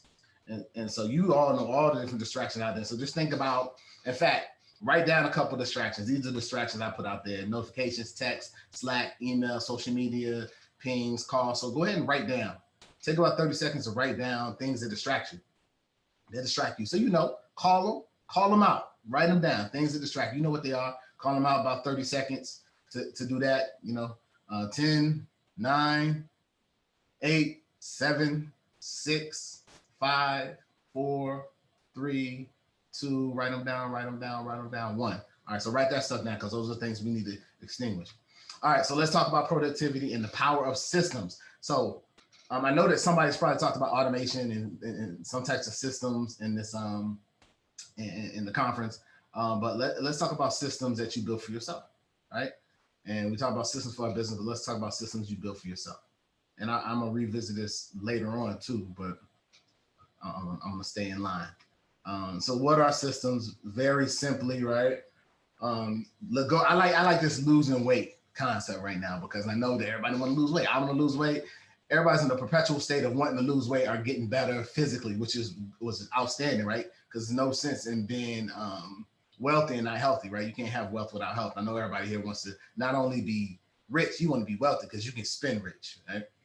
So let's say you say losing 10 pounds may be a goal. That's my goal. I want to lose pounds. And we talked about how to make that smart, right? You can break that down. I want to lose 10 pounds by this time. This also means a reduction in my waist and my body mass, body fat index, right? You can make it smart. But the system is learning to eat right. Systematic things that will feed into your SMART goal to help you accomplish your goal. And what does the system do? The system ensures that you reach the end result. The system, the to-do list, the thing that you put in place, that you make a habit as a part of your discipline regimen, ensures that you get the end result that you wanted. And so systems, part of discipline. So I'm gonna go ahead and lock in and give you all 4 pillars. We're creating systems that are conducive to the next level mindset. All right, so pillar number 1, and you all probably heard this before, because All knowledge is borrowed. Nothing's really new under the sun in the space of success in business, right? It evolves, but like basic tenets are basic tenets. And so pillar number one is develop a system that works for you. I mean, simple. Figure out what works for you. Who works for you may not work for me. But at the end of the day, it's going to feel the same to you and me when we're winning on that front, right? And so develop systems that work for you. And so you got to figure out, do you use your smartphone to do stuff? Are you a to-do list person? Are you able to do things later? Are you able to do things in the morning? When do I operate at the best? Who do I help? Who do I get to help me do certain things? When I put the kids to bed, when do I wake them up? When is my quiet time where they don't bother me? So you got to create the systems that work for you. Remember, we all have the same 24 hours, and what you do with it is what differentiates you from the highly successful person. And so first pillar, develop systems that work for you. Not for me, not for anybody else, work for you. Understanding though, nothing's new under the sun. And the feeling that you get when you've accomplished this is universal. All right, early bird gets the worm. Get up. You got to get up. You got to get up. I know. You know what? I try to buck this a little bit, right? Since the COVID, I started getting up a little later, but I said I also started being up later, right? So I'm up to 3:00 in the morning. I wake up a little later, about 9. And, I'm like, well, it bounces out. Nah, there's serenity and peace in the morning. There's quietness in the morning.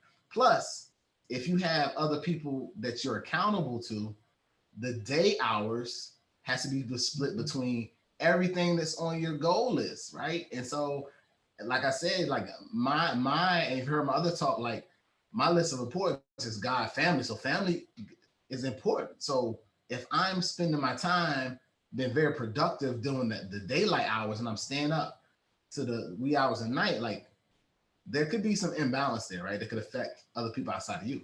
And, sometimes you just can't ask questions. You got to do what the successful people do. Don't ask questions, just do it. Successful person said, get on the plane, get on the plane. And so they say, get up early. And there's also, there's science behind why getting up early is beneficial. And there's science behind when you stay up late, how you think you're being productive, but you're not. And so there's all this science behind it as well. But forget all that. Do what successful people do. Follow the leader, right? Let's not overthink this. Get up a little earlier every day until you get up early enough to where you get things done that you used to get done late at night. And then build in time for those things that are important to you around you during the day, right? You don't put down what things you love when you pick up something new, right? So get up early. Kill the distraction. So we talked about that. Kill the distraction. Now, right now, go ahead and write down beside your distractions how many times in the course of this maybe 18 minutes or so you've gotten some type of ping. Some type of distraction took your eyes off me, took your thoughts off me. You thought you were multitasking, that don't even exist. It's more like project switching. You thought you were multitasking, you looked at that thing, trying to listen to me. Dedicate time to things you are supposed to be dedicating time. So I call it block scheduling. So kill the distraction. So write down real quick about how many times roughly you feel like you've been distracted since I've been talking. I'll give you 5 seconds. 5, 4, 3, 3.5, 3 3/4, 2, 1. So write down just a number, how many times you've been distracted. So you got to kill the distractions on your time. Don't let people disrespect your time. Because really, they disrespect your time, they're disrespecting you. And you got to make people respect you and your time. So you put systems in place around that so that you make sure that you're productive. That's a way of measuring it, right? I call it the compound effect. Small things over time guarantee something. But if you're scatterbrained and you let your time be stolen by distractions, it's going to become problematic for you in your productivity journey. All right, slay your dragons. Stop being scared. You got to jump, right? Overcome. And so here's a practical thing with it. Overcome your most difficult task first, all right? Think about it, right? And this is another thing to write down. Think about it. Like, when are you most productive? When are you most productive? I know it's at 10 a.m. for me, I'm most productive. And I start to taper off. Maybe I get hungry, blood sugar drops. Maybe I need another cup of coffee later. But I know when I'm most productive under my own recognizance, right, is at 10 a.m. And so you got to know when you're most productive and do the things you don't like first when you're most productive, when your mind's the most focused, right?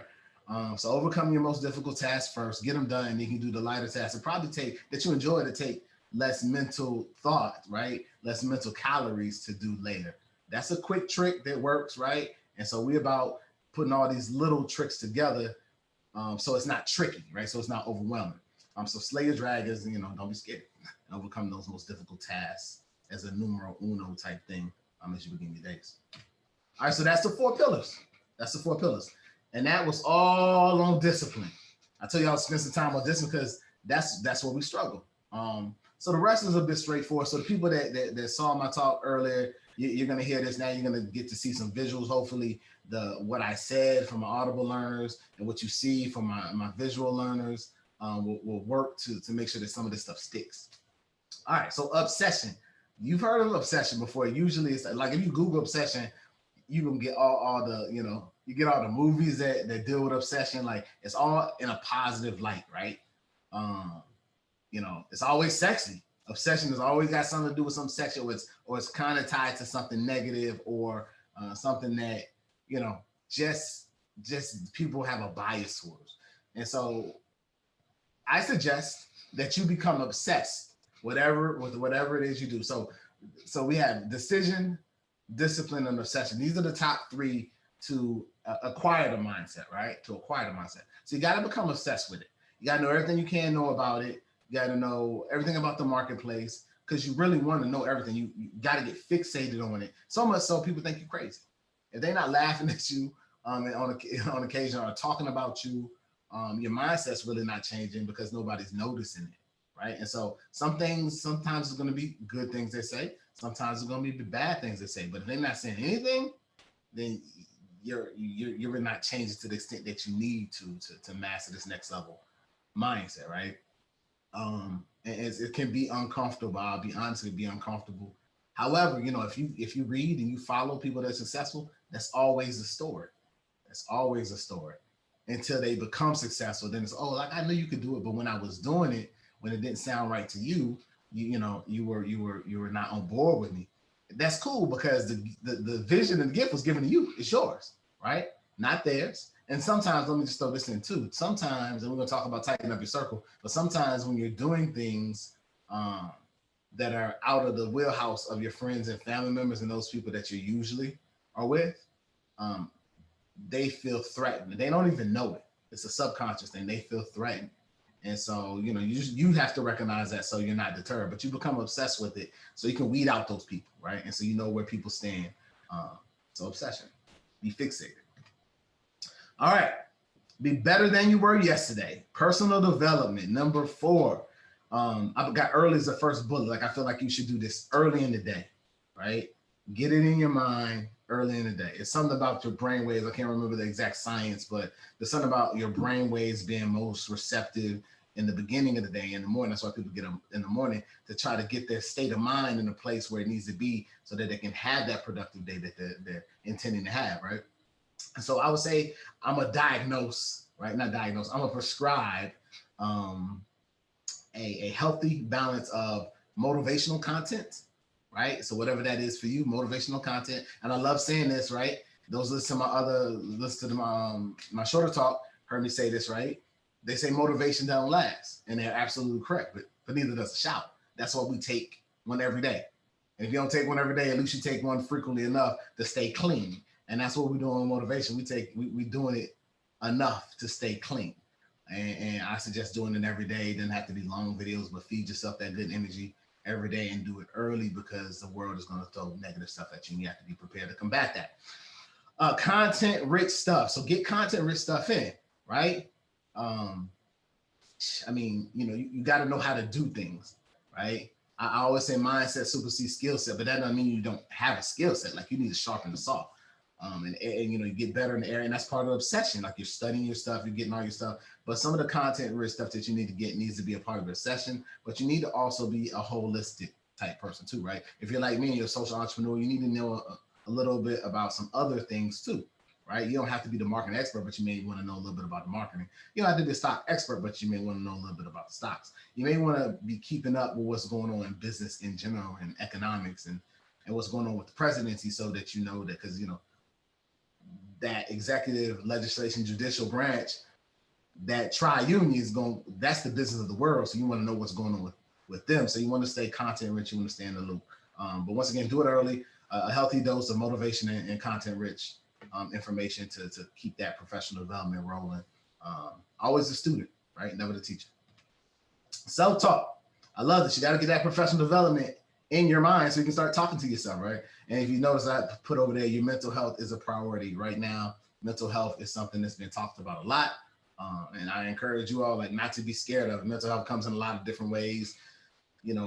Sometimes you're born with it. Sometimes it's stress induced. People are in the house. It's just unusual times, and it's been taboo, particularly in the minority communities. But it's a real thing, and so you want to make sure that you keep yourself in a good state of mind and protect your mental health. It's okay to take breaks. It's wise to take breaks. All right, so self-talk. Positive affirmation. You all have heard of the word affirmations or incantation. If you have not, go ahead and Google it. But it's essentially speaking over your life, speaking positively into your life, right? I am great. I am awesome. I am capable, right? I will win. I can win. I can, I will, I must, right? So positive affirmation, you speak to yourself. And then you want to identify, and this almost runs in, not in tandem. You do the positive affirmations regardless, right?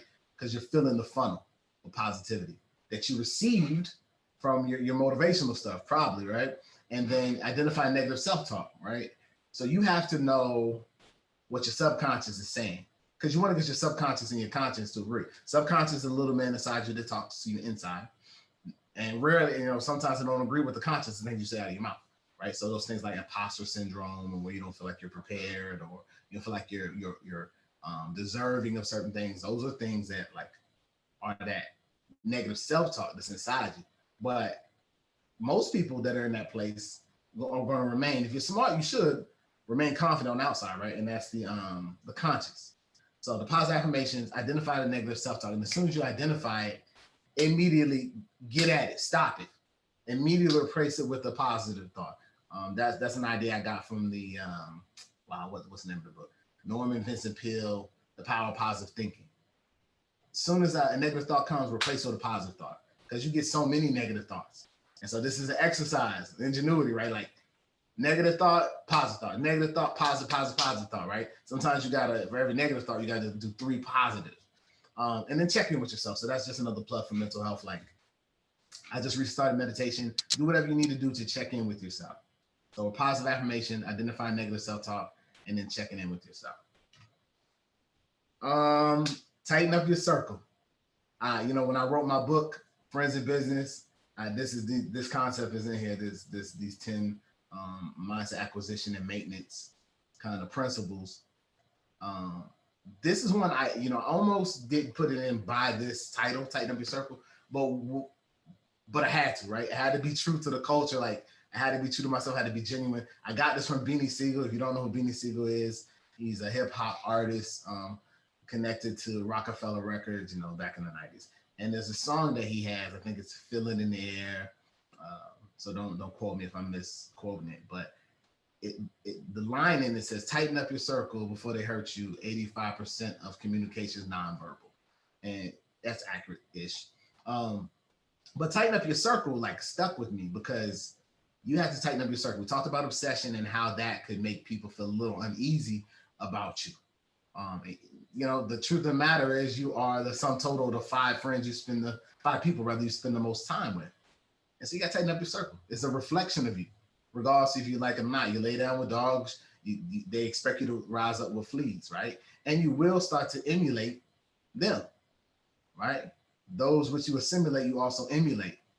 Self-consciously, you don't even know it, right? And so you got to tighten your circle. Plus, you don't want to be the smartest person in your circle. When that happens, you need to expand your circle anyway, right? So that you can continue to be the student. Now, this doesn't mean you leave your other circle behind, but you got your time is precious. So you got to decide what you want to do with your time. And if you're trying to be wealthy, you're trying to take what you have into legacy mode because your why is that big. It's something that's necessary, right? You can't. There's another line that says, "I can't help the poor if I'm one of them." And so you have to be delicate in how you approach this, but you do need to tighten up your circle. You need to be having the same conversations. You need to be interested in the same things for the most part. But that doesn't mean you leave once again, you don't put the old things that you love down to pick up the new things that you want. And so very delicate that you need to do that. You still love them, you still want to spend time with them, but you need to spend time on the enterprise so that you can bless everybody, is the way I think about it. And hopefully that resonates with you as well. Tighten up your circle. All right, so you want to help people, right? So, and I think everybody resonates with this. Like, yeah, most people want to help people all the time. Like, I think if people were given the choice to help people, they would, right? It's one of the top things they want to do, particularly the young millennials. You had to be a wicked person not to want to help people, particularly if you had the means. But what I'm suggesting to you today is help people when you don't have the means, right? Some sacrificial giving. And I'm talking about in multiple areas, right? So if you have a business and you can mentor a person, mentor them. Look at the picture. Lift while you rise, all right? Lift while you rise.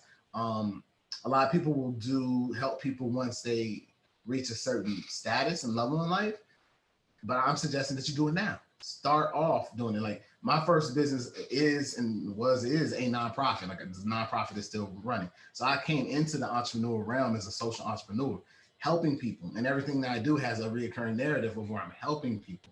And so I'm telling you, the science speaks to it, but more importantly, the heart speaks to it, right? We need to help people because you never know when you're going to find your place. You find yourself in a place where you might need help, right?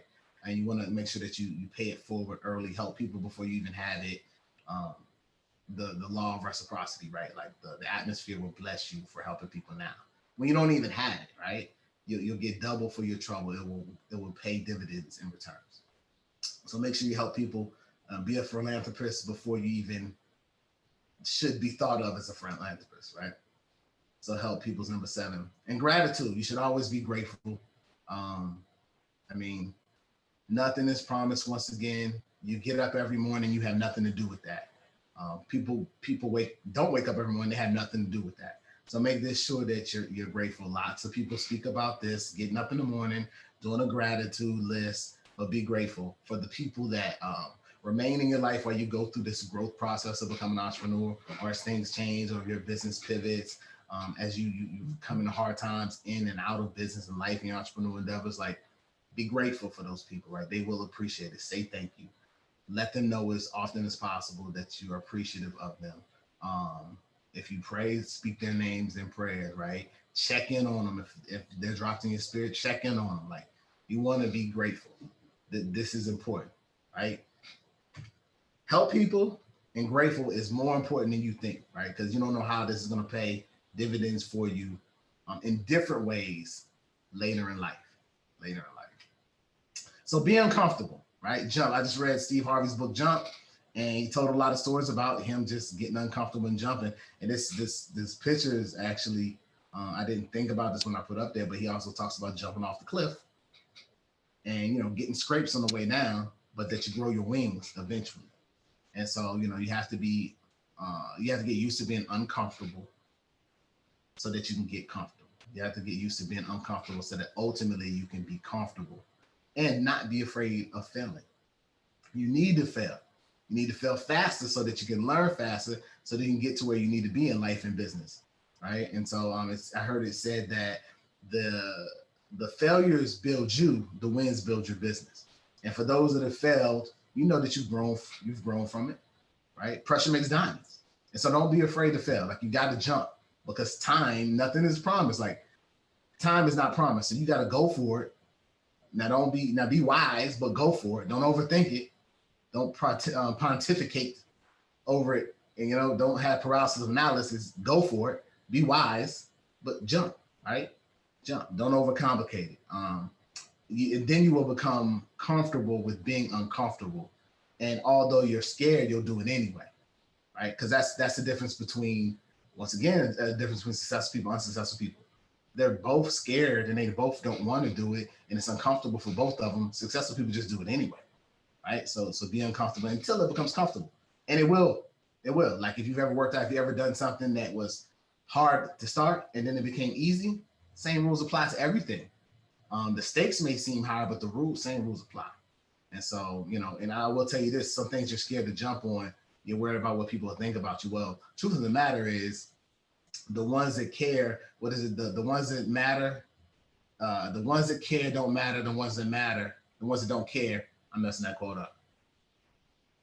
So basically, the ones that care don't matter, right? And the ones that don't care are the ones that matter, right? And so that's the first thing. I mean, really, that's the only thing. So you make sure that you jump out there, you be courageous, and do those things that are purpose in your heart and your mind. So make those things come to fruition.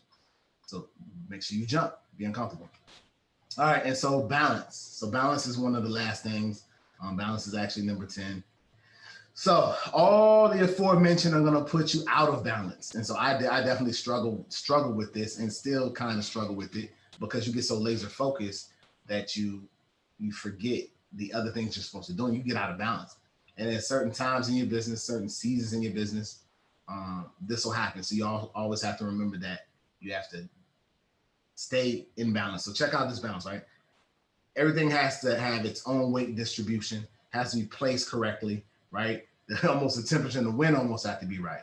And so just make sure that you're recognizing what's important in your life, and you're giving an appropriate amount of time to each one of those things, right? So you know how much time, in my case, I'm married, how much time my wife needs, what time my wife needs. So I need to, like, you think 15, 30 minutes isn't a lot of time? Try spending 15 to 30 minutes just talk to your wife or your significant other or whomever every night, right? That's a good amount of time to just dedicate, because usually you're running and we have kids, so running, and we're doing kids, and we're doing bills, and we're doing food, and we're taking out trash, and we're working.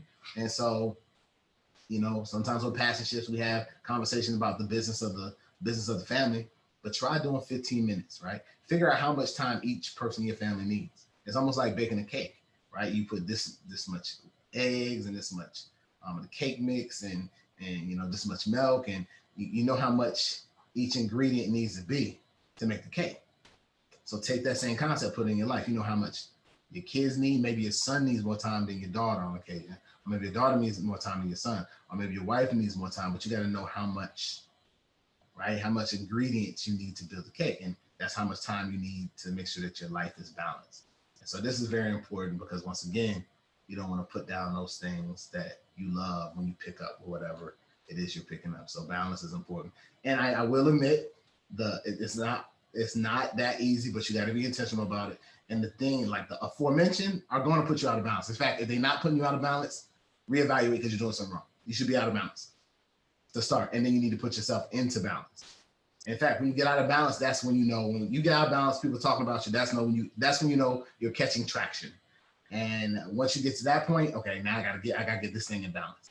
But you need to make sure that you check in with yourself, right, and identify that. And let the people in your household and that are around you, your friends, family, know what you're doing. Right? I know people, when they go get their PhDs, they'll let their families know, hey, this is what the commitment is. It'll be for this long. This is why I'm doing this. You got to get the buy-in from those that are around you, that will stay around you like your family. So, some people come in your life to stay. Some people come in your life to leave, and you have to figure out who those people are, right? In the spirit of tightening up your circle. And so that's my time, folks. Once again, it's Ronaldo Randall, the bridge builder, life leadership and business strategist, speaker, Amazon bestseller of Friends in Business, the blueprint for doing business with friends and family. You can go redeem your free gift from my website, friendsinbiz.com. Once you go to the website, just hit resources. There'll be 2 resources there for you that I think you enjoy to help you build your business and your life. And I just want to leave you all with this quote. If you change the way you look at things, the things you look at will change. That's by Wayne Dyer. So I appreciate you all's time. Hope you've enjoyed the conference, and we'll continue to enjoy the rest of the conference. Take care.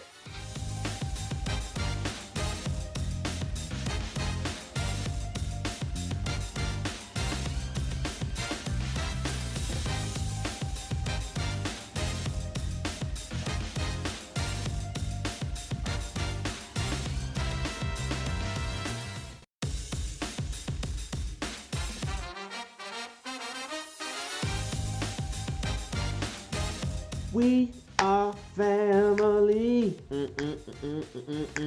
I got CEOs, they with me. We are family. Clap your hands, y'all. I got CEOs, they with me. We are family. You gotta get excited When you hear speakers and authors and they're willing to share with you, that's when you need to be like E.F. Hutton and listen to what they have to say. Once again, my friends, my name is Robert Antoinin, and you have been listening live to Black CEO's premier event for 2021, Black and Iconic. And this is day 4. This has been authors and speakers pouring into you, sharing value, giving you their message, also sharing strategies for success. So I encourage you to continue to stay tuned in and watch the closing speakers for this day. If you gain some value, I suggest that you reach out and connect with the speakers that you heard earlier today. Make sure that you share this broadcast out. Invite someone else to listen to this conference on tomorrow. Whatever you do, make sure that you take on the responsibility of connecting and collaborating with others. Here at BlackCEO, we believe that 1 + 1 is cooperation, but 1 and 1 is #11, which is collaboration. When you collaborate, you and your business can elevate.